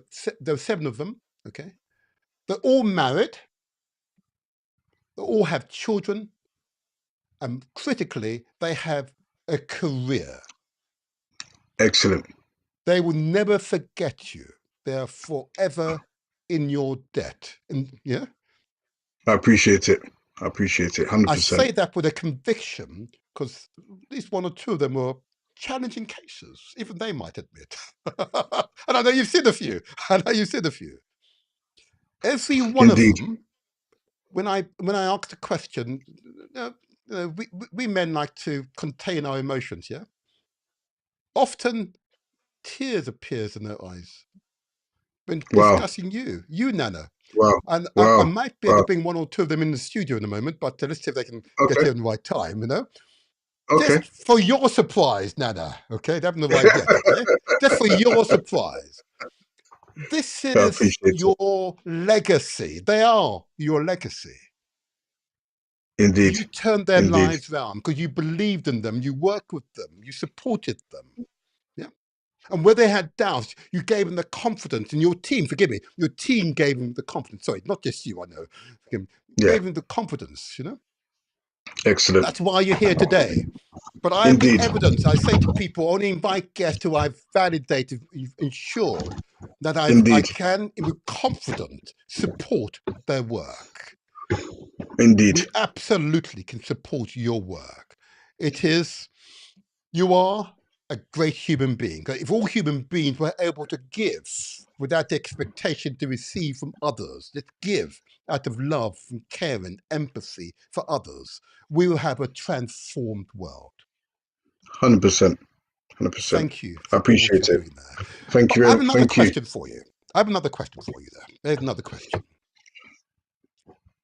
If you were a guardian or a parent, would you recommend that my child study the STEAM subjects, which of course means science, technology, engineering, art, and maths? Study those subjects, and why? Why would you recommend it? Another great question. Mhm. We have to recognize that we're working in a system and a country which has low expectations of young Black people, which is a fact. Right now, those subjects that you mentioned, they're the keys to the future. Yeah. So if you're entering an education system that's saying that, I don't know, media studies and PE Yes. and, music, Yes. it's the be all and end all of what you're going to do, or even construction, then we've got a problem, because we know that Yes. this doesn't tally up with what the future says, which is obviously AI and tech and Yes. maths and science, etc. So Yes. by all means, we always encourage our young people that are kind of that way inclined to definitely stay focused, and we kind of align them with institutions that are have good reputation in terms of to develop that. But also, we also recognize that not everybody is kind of geared towards these subjects. We recognize that as well. But the point is, there isn't the right balance. There isn't the Yes. right encouragement for those that are that way inclined to actually achieve their objectives. So these are it's absolutely essential for particularly our community to be heavily focused on those subjects, because that's the way it is for the future. And if you don't kind of look into where, in terms of careers, where we're heading to, then you're gonna be definitely lose out in that race to You the said it very achievement. well. Yeah, you said it very well. I just remind parents and guardians and others who care of the subject. STEAM, it's the acronym: sciences, technology, engineering, art, and maths. I know. I queried, well, why is art in there? As you and I would recognize, technology and art go together, because that's where the Absolutely, innovation comes from. Being able to absolutely, think outside the box and come up with completely new ideas. So you see that absolutely, gentleman in Zimbabwe coming up with a car that is powered by some interesting waves in the atmosphere. Yep. You've seen in Burkina Faso has now produced its own electric car with homegrown talent, homegrown materials. Yep, that's art at work. Being able to think outside the box, find solutions. absolutely, Yep, there you go. absolutely. Yep. Yeah, You see, Dunkante of Nigeria, he's built the second largest oil refinery in the world, and as a result, Nigeria is not simply exporting raw oil; it's now exporting refined oil, petrol, and all the other bits that we need. Yeah, that's what we need. absolutely, That's what we need. That's what we need. And I can absolutely. list off a whole list of examples. Okay, good Yeah. examples. Yeah. Go ahead. Yeah. And just to make a point, if you look at our site, which was developed in 2012, Aliko Dangote is actually mentioned. Now we done that deliberately, because if you ask a typical young person to name successful African people or Black people, Mm-hmm. they'll be naming entertainers and sports people Yes. primarily, because that's who they know. But once they recognize that there's people that are outside of that world who are very wealthy, doing very, very successful, it gives them a different kind of inspiration. So we Yes. expose them to people like Aliko Dangote and various Yes. other entrepreneurs Yes. and businessmen around the world who look like them, to give them that Yes. motivation.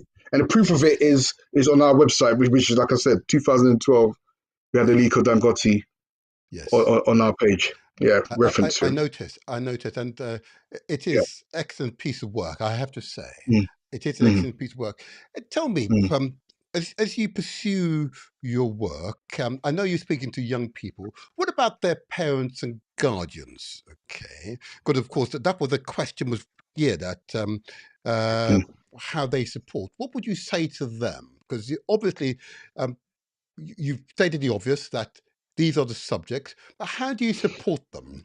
Particularly when a child said, well, I've been told I'm good at media studies and I want to do media studies. I'm not interested in technology. I'm not interested in sciences. Yeah. I'm not interested in art. I'm certainly not interested in engineering or maths. I want to do Indeed. media. How do you support a parent to have to support their child? Mhm, mhm. Again, another great question. The Yeah. parents are a key component of our service delivery, and Yeah. and one of the ways this happens is that often it's the mothers they'll contact us first before Mhm, their mhm. children contact us. Okay. They'll send us an email or call me through they'll tell me all the issues they're facing, etc. And Yes. so they're always an integral part of creating an action plan and creating a solution. The Yes. parents also have to be educated often in terms of how the system works, Indeed. right? Yes. They're often operating from a position of ignorance and lack of understanding. Yes. So we would often not only meet the young person, we meet their parents as well during Okay. these meetings, initial Yes. meeting, and Makes then sense. we'll essentially onboard them and then take it from there. But it's very, the parents are an integral part of our provision. And we also have to know that this doesn't often happen in mainstream services. Not every mainstream service is going to involve the parents unless Mm. it's focused on violence or some other I understand. some other, Yes. yeah. But we, like I said, from day dot, we've got parents on involved in our focus groups. We do a lot of community surveys, community events, and we make ourselves very, very accessible to people in our community. I'll Hmm. get calls on a weekend, you know, I'm sure. I'm late night, sure. yeah, all across the board. I don't kind of say, okay, I clock in at 9 and clock out at 5. I know that the work is much more expansive than that. So Mhm. that's what I can say. I, They're an I integral understand part you. of our service Mhm. delivery. Yeah. I, Mm. I know your initial cohort is 16 to 24. Um, have you ever considered working with parents of children in primary school to get them as early as possible in the right mindset, or at least the parents, guardians are equipped with the right information as early as possible, because they are going to Yeah. be the influencers via that child entering into secondary school, the 11 to 18 years. That's that part. Have you ever considered going earlier than the 16-24? Oh, we do that already. That information Okay. on the website actually needs to be updated. So when we Okay. started, the reason why Mhm. we focused on the 16 to 24-year-olds because that was the age group specifically that had the highest unemployment rates. Absolutely. Yep, that's But right. as we went along, we realized that we had to go a bit lower than that age group and also higher. Yes. So invariably, I'll say our core age group is from 10 to 30. So with the Oh 10 gosh. to say, Right. yeah, with the 10 to 15-year-olds, for example, what we're doing Mhm. is we're preparing them, we're giving them culturally competent careers guidance services within the Yes. schools, within boroughs, to make sure we're prepping them for a life of Yes. work. Give them the Absolutely. right tools, the Or right knowledge, enterprise. understanding. Enterprise, exactly. Exactly. We're offering them the foundation. As you know, counsellor, that careers guidance services within schools is not only is it sporadic, the quality varies from school to school. There's no kind of standardized way of ensuring Mhm. quality. That's right. So for us, we know it's critical that organizations like us are in these schools giving our young people the right education when it comes Right. to their careers choices. We Okay. know it's absolutely critical because obviously that's the foundation for success. That's the foundation for Yes. success. So we do a Absolutely. lot of work with to doing that. Also, obviously, at the kind of older young people, internship, apprenticeships, education, and the whole plethora of solutions for the older contingent of Thank on our you. caseload. Thank you. So yeah, I'm, yeah, I'm, I'm now obliged to ask you this blindingly obvious question. which may not have been on my original list, but it's a blindingly obvious one. This sounds to be an expensive service. You do a lot. There's a lot there, okay? I've had similar organizations here on the podcast, and there are a few names that I could kill, but we'll see. In order for you to continue to consistently deliver the work of both the quality and the range that you currently do, what did you require? And if I may tick them off first of all, from either from government, national, local government, or from he says regional government, or indeed large companies, medium-sized companies, or indeed parents. What do you need from them in order for you to continue to deliver what I know to be a first-class service? What do you need from us? Another excellent question. So we're set up essentially as a social enterprise / charity. Yes. So that allows us to diversify our income streams as an organization, because unfortunately, our community doesn't often support organizations like us. So that's an unfortunate fact. It's a very, very unfortunate. But I don't hold it against us. It's a very complex situation. So we essentially we generate income from delivering services often for corporates, employers, government, what have you, which we get paid for. So essentially, for example, our first major breakthrough was with the DWP, which is Job Centre. So they referred X amount of young people to us from our community to help them into work. And it was a payment by results contract. So they give you an initial fee, and then everything else is geared towards performance-related payments. Absolutely. Okay, that's an example. Conversely, you have corporates that say they're looking for so-called diverse talent. We will source this talent, place them, and get paid, etc., etc. And on the other side of it is obviously the state grants and we can also draw down on which is again towards the same end, placing young Black people into education, employment, enterprise. So it's a mixture. It's a mixture of trading, essentially, as they call it, trading or a commercial kind of agreement, and also state grants, funds, etc. So that's how we. But obviously, we operate in a space where African-led, Black-led organizations do not readily receive this kind of support or monies to deliver the services. So it's always constantly networking and making sure we're in the right circles in order to get these funds in. Because if we don't, then we would have closed down a long time ago.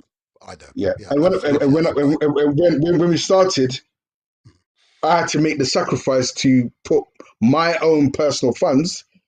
I think I liquidated one of my properties and then pushed the money into the startup. So these are the kind of sacrifices we've had to make as a Black African person operating in this space in order to get this thing going. I'm aware. Yeah. Yours is as I said, you are a remarkable human being. Yeah. If we had more human beings like yourself, I'm assuring you, our species would be excelling. I'm assuring you. Again, I want to thank you for that work. Thank you. You've outlined now how we can support and advocate for you both at national, local, and regional level, that you are commissioned to do this work.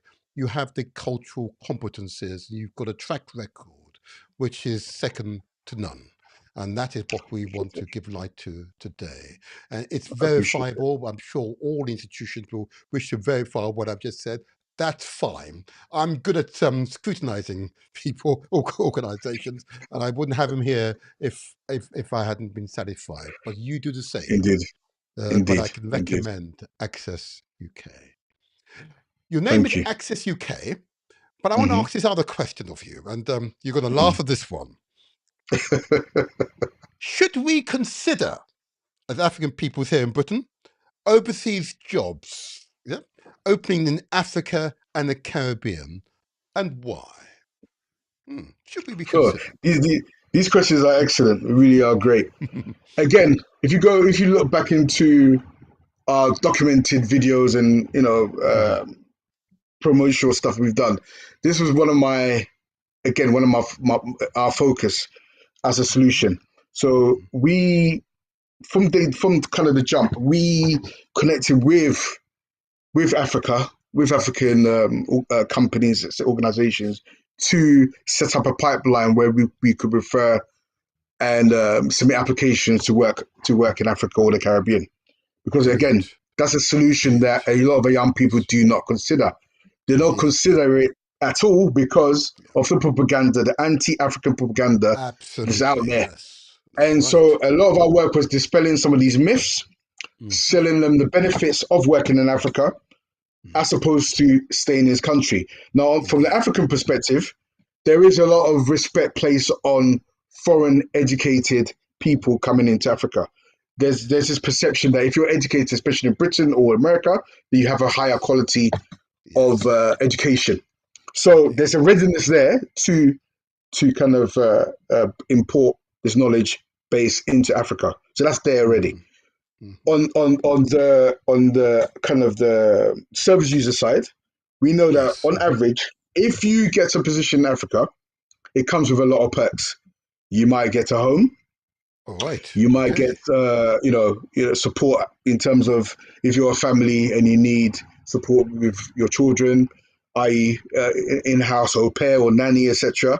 We call it a different name in Ghana, but that's equivalent. The nanny, au pair, all that kind of Yes. in-house support. Yes. You might even get a butler. Who knows? I don't know what the equivalent is, but you get a lot of support. So at home, family support.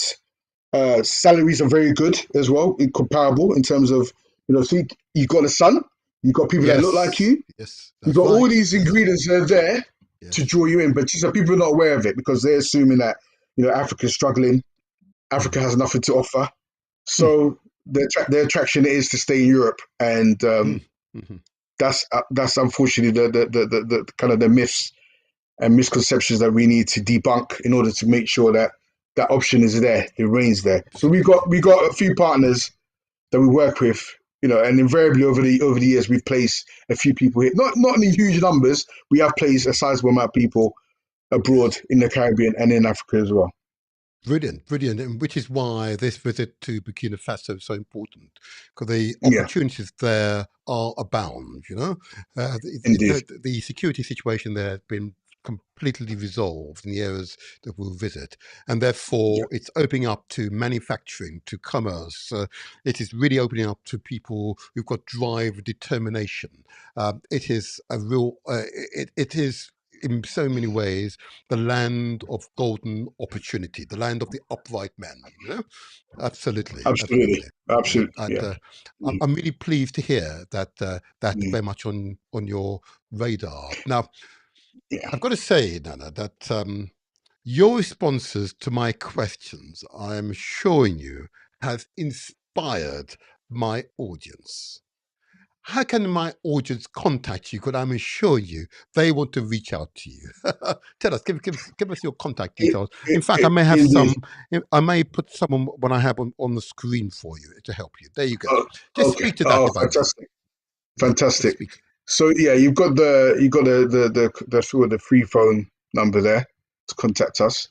Okay. That comes directly to myself, and yeah. What I'm going to do, I'm just going. If I can just ask you just to narrate it, 'cause there are some people who will be Oh, listening to this or via oh, right. I see. YouTube, but I it's in their see. pocket, but listening to it. So just go I ahead. see. I see. Hmm. So it's Askishes UK, and so our contact number is 0300 Hmm. 102 00770.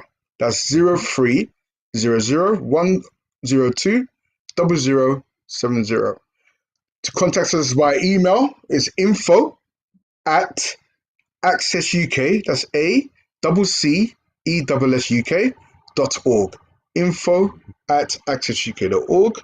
And our website, which has got all our kind of handles on there, social media handles, is Hmm. www.accessuk.org. That's www.accessuk.org. Wonderful. Well said. I take it off now.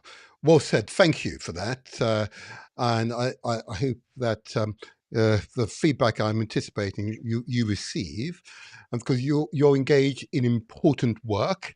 This is the community's response to what is a clear and present danger. It's not acceptable that we have above average numbers of young people who are not in education or employment. It's important that we engage them, because there's a group of young people. I would just spend just 2 minutes on or so, those who have succumbed to gangs type lifestyles and have been taken them and have taken on board the propaganda that there is no hope for them. Therefore, they're not even tried at school and have given up on it, and therefore feel the only way to survive is by these sort of below the line lifestyle. Okay. How would you respond to a young person who's succumbed to that propaganda? They don't realize it's propaganda, but that's what it is. Who are on the edge or involved in gangs and that sort of thing. How would you respond to them? How could you support them? Again, wow, these questions are really, really good. When we started Access, the year after the London so-called riots. Yes. Yeah, which is inevitably was an uprising against years and years and decades of, Yes. systemic oppression in many ways. Yes. So Yes. so when we started, we were heavily focused on dealing with this issue because that was the theme at the time, that was the concern. And we came from a perspective that knife crime, youth violence, criminality, especially when it comes to our young people, it's a mindset challenge. It's Indeed. Yes. that's where it starts off with. So Yeah, our first kind of the mindset. I, That's the I, problem. The I, mindset. The propaganda absorbed negative propaganda about ourselves and the society absolutely, around us. absolutely. So when we started, we were working with, historians, like I said, mentioned before, Robin Walker. We work with Hmm. therapists. We came from that perspective of we need to address the mindset, and once Hmm. this mindset has been addressed, we will then show them different pathways they can choose. So Yes. a lot of the young people that are involved in the streets or criminality, they have a very confused sense of reality in terms of even what they can materially get out of that lifestyle, which That's often is right. nothing. Nothing So at all. we have situations like county lines and young people Hmm. being shipped out from London to all these various counties to essentially sell drugs, but yet almost everything they make is given to the person that they're working for. They don't make nothing materially out of it. So Out in of real it. terms, if you're working in McDonald's, if you're working in Sainsbury's or whatever jobs that alternatives are out there for you, you're actually better off. When you Yes. consider the time, the effort, Yes. the risk to your Yes. life, your health, everything else, in Yes. relation to the return, is nothing. So they're bought into this myth of glamour, money, all Hmm. sorts. But actually, it's completely, in most cases, a complete myth. So what we do is that we expose them to that, but not only that, we give them other options, which is missing in mainstream services. It's all well and good telling young people not to do X, Y, Z, but what's the alternative? So we That's show right. them that clear alternative and say, look, this is what you can do, this is what you can do, this is how much you make. And that then makes that transition from here to here a lot more easier Yes. because you Yes. can't change their lifestyles through rhetoric and just telling them that you shouldn't be doing the X, Y, Z without the kind of the balance of why they should be doing it. So that's the stance we took. We took it from a psychological perspective, but Hmm. linking it in with opportunities as well to help With them opportunity. sort of transition from Yes. the street life into legitimacy. Yes. Again, audience, I can attest that this is accurate because at least two of the young men that I referred him to were of that cohort. Most certainly they were. Okay. And whilst I'd made some progress with them, my I have too many distractions to give the focus that was required. You were there. You're the specialist. You were better able than I. I was a school Indeed. governor and had hundreds of them. To deal with. But you and without a shadow of a doubt, you change their perceptions of themselves. Absolutely. It, And that's key. That's yep, key.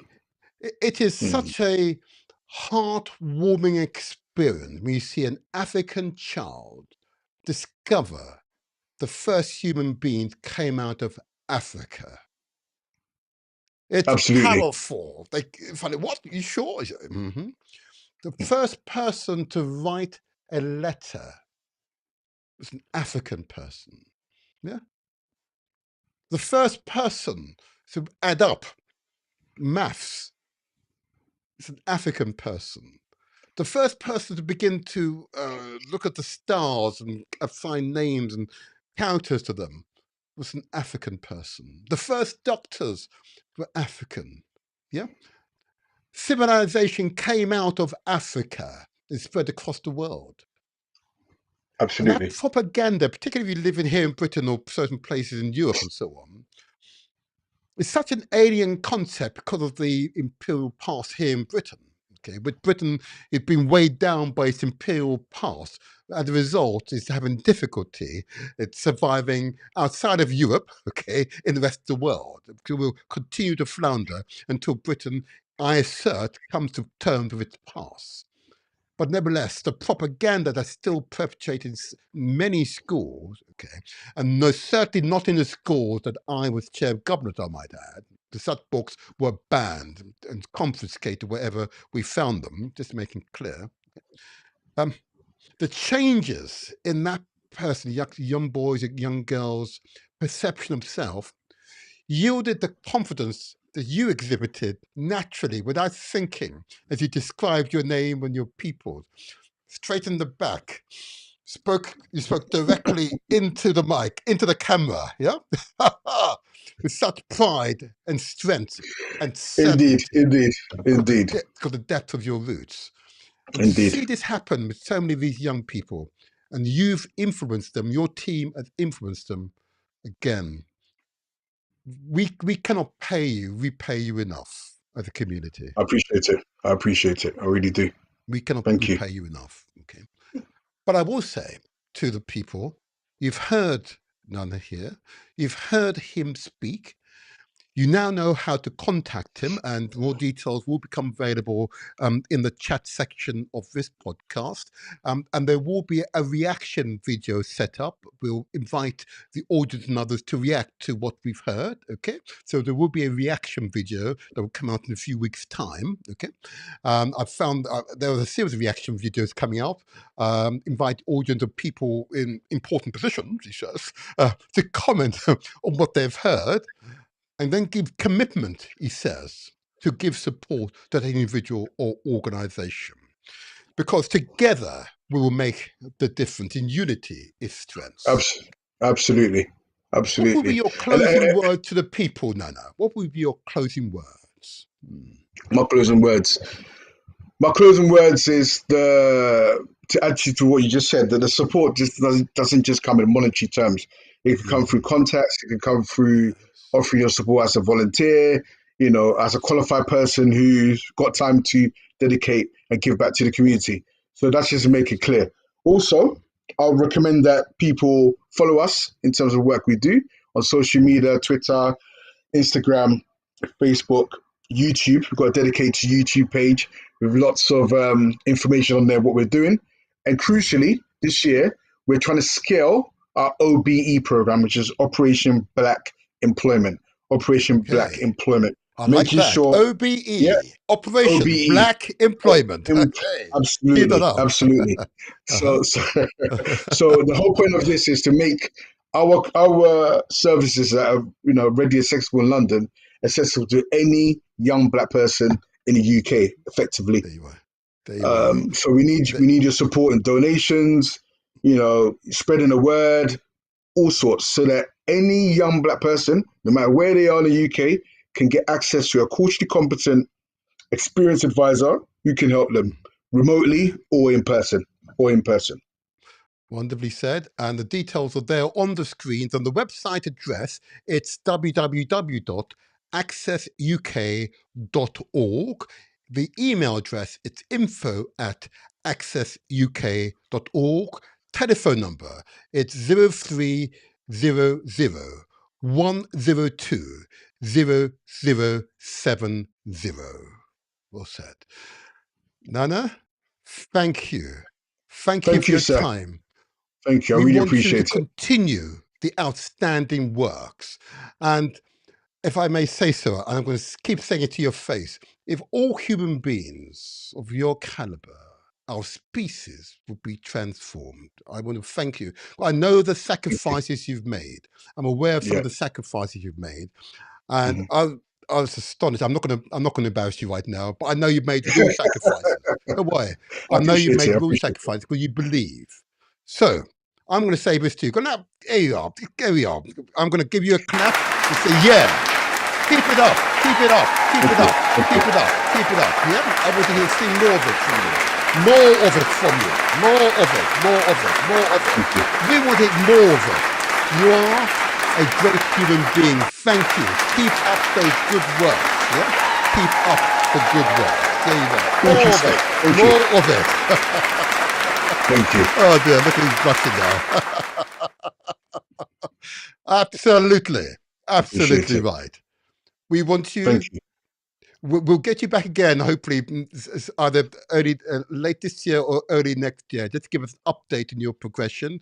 But our doors are always open to you. Any announcement you wish to make, share that information with us, and we'll give an announcement here on The Motivated Show. I'm sure other podcasters and other radio stations will invite you onto their space to hear your words. Nana? Thank you. Very, very appreciate it. Thank you. Take care, sir. Thank you. Wow. Bye-bye. There you go. Let me just put back to my other screen set. There you go. That's better for you. There you are. Wasn't that something else? Wasn't that something else? And that was an example of the organizations here in the African heritage communities in Britain devoted to supporting those who need our help. Collectivism, yeah? Consciousness, caring, empathy are words that are abound here. They're here because if you need to support, the support is there available to you. You must never give up.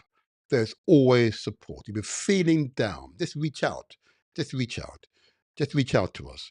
And I'm assuring you, we will find the support that you need. If in doubt, ask questions. Access UK. Well done to him. Well done to him. And I want to just, before I conclude, just give two quick other announcements. Please stay with us. Please stay with us. And if you're on YouTube, please don't forget to subscribe, yeah, or at least give us a comment or thumbs up like this, just so that the algorithm knows that the information supplied was worthwhile. Okay, spread the word. Link to this podcast to your family, friends, and wider network. We'd be most grateful for that. But I want to give two quick announcements. And first of all, those of you affected by the Windrush scandal, I want to give light to this one, because there are still hundreds of thousands of people here in Britain who had a right to be in Britain, but as a result of successive legislation in Parliament, as highlighted by the Home Office report, calls these people to be almost stateless. We want to make sure we give you the support. So I want to give light, of course, to the Windrush Clinic. We had those legal beagles here in the studio. Please reach out to them. They're based in West Midlands, 58 Bank Street, West Midlands, postcode WV148PD. The email address is info@windrushlegaladviceclinic.com. Telephone number 01902 382 542. I commend the Windrush Legal Advice Clinic to you as being an organisation worthy of our support. And those who need that support, please don't hesitate. Please do not hesitate. Another quick announcement. You recall those of us of diaspora were invited to become a far more united body of people, more than 250 million of us, Africans here in the diaspora, to come under a treaty, and in fact, let me put it on the screen, just to remind you of this treaty that is being proposed, not this one area, this one here. Okay. You recall the Pan-African Treaty of the 6 regions of the African diaspora. Okay, an important treaty, gives us influence in the AU, the African Union. Now, if you wish to obtain a copy of the sea treaty so you can sign up to it, it's the Pan-African Treaty of the African Diaspora, without the A at the end. It's there on the screen, Pan-African Treaty of the African Diaspora, without the A at the end, at gmail.com. I commend this treaty initiative to you, and if you're part of diaspora, you really should sign up. Doesn't cost you a penny, but what it does give you is influence. And influence, I'm going to show you, is equivalent to power. Okay, there you are. And the last announcement I want to make, and it maybe it's not an announcement, it really is an affirmation. You recall last year, I've not had her in yet. I considered one of the most talented international journalists that the human species has produced. That's Ndidi Iwechu, a Nigerian woman of remarkable ability. She produces many articles, but there's an important article in which she really sums up the whole purpose of these podcasts. And I'm going to put it on the screen for you. And here it is. I'm going to read it to you. And this is what she said. Given the state of Nigeria, or indeed Africa, I think people haven't yet made the mental link that they are responsible for the kinds of existence they hand over to their children. Powerful. It sums up in so many ways the whole purpose of these podcasts, okay? Powerful. Ndidi Iwechu, okay?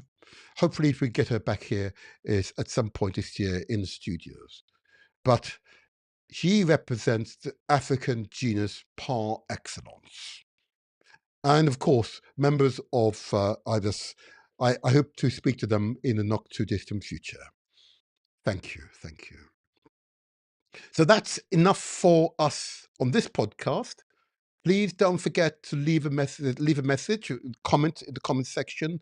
Give us a thumbs up just to acknowledge that you approve of the content. And if you haven't subscribed, subscribe and share links to this podcast with your networks, okay? Help us to grow. And often, when faced with these situations, what tends to happen is that people sit on the information. I ask you not to do so. Because remember, in order for us to succeed, we have to work together. Okay? We have to work together because in unity is strength. So I say unto you, until next time, I remain the motivator. STEAM subjects include science, technology, engineering, art, and maths. Your job, career, success, the Pan-Africanist way. The annual spending power of Britain's Black, Asian and multi-ethnic communities is estimated at £4.5 billion. This figure represents the total disposable income of this demographic group within the United Kingdom. This group, which makes up 16% of the United Kingdom population, has a significant impact on various market sectors. A WPP study reveals how brands can unlock £16.7 trillion worth of spending of minority ethnic consumers.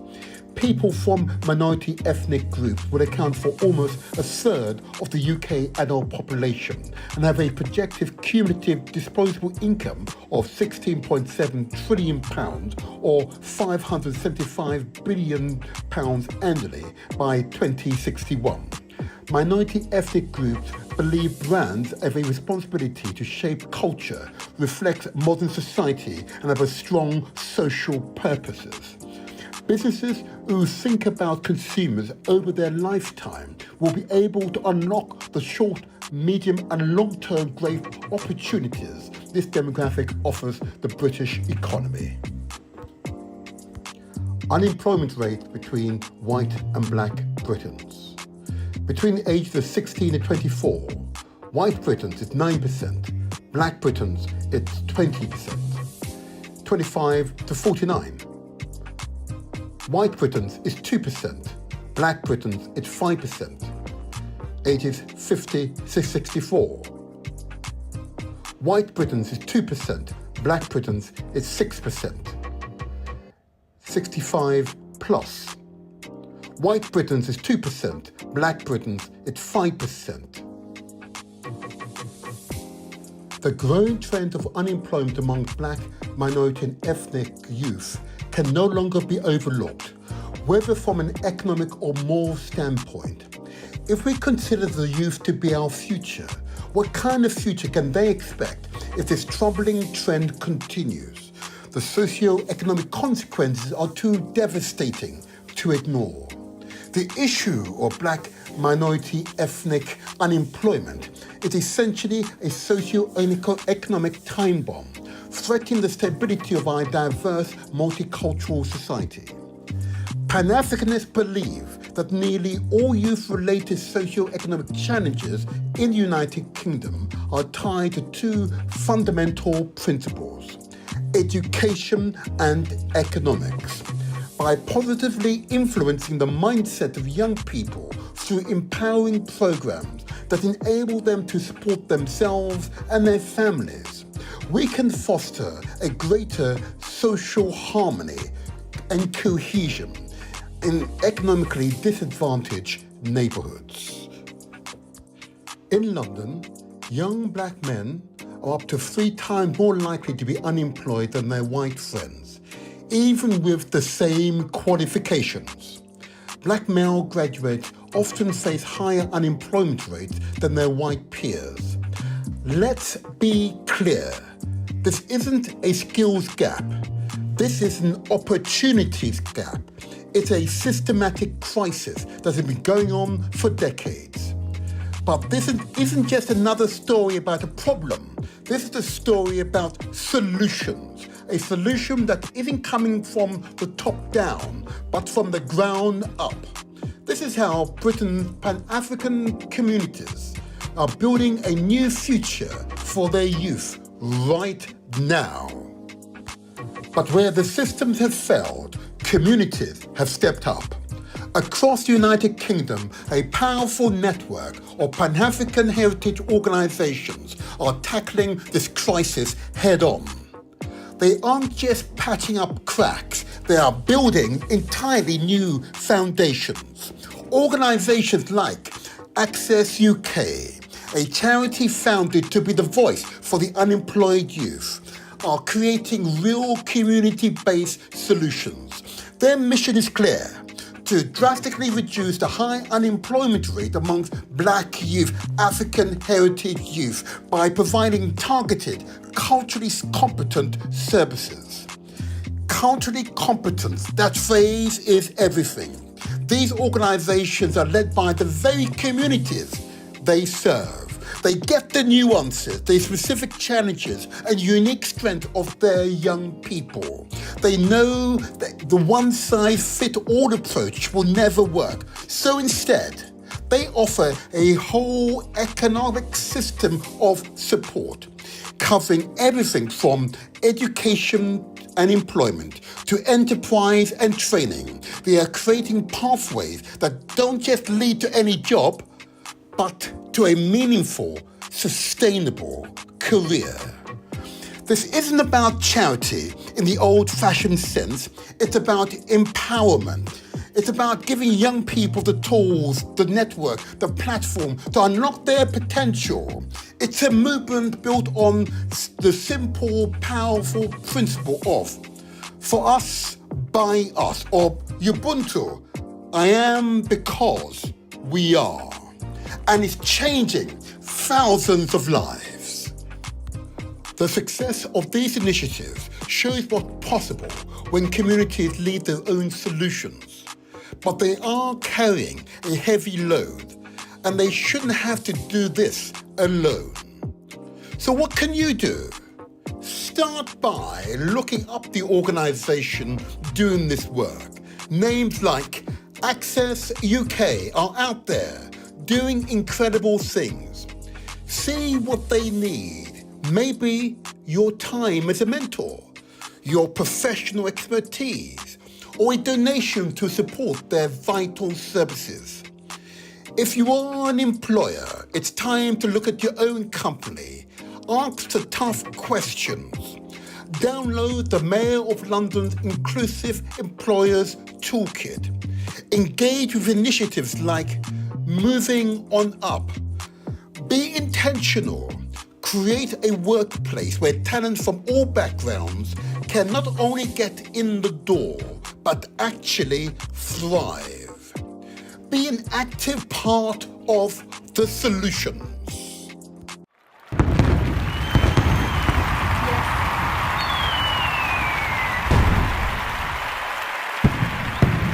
Yes. Yes.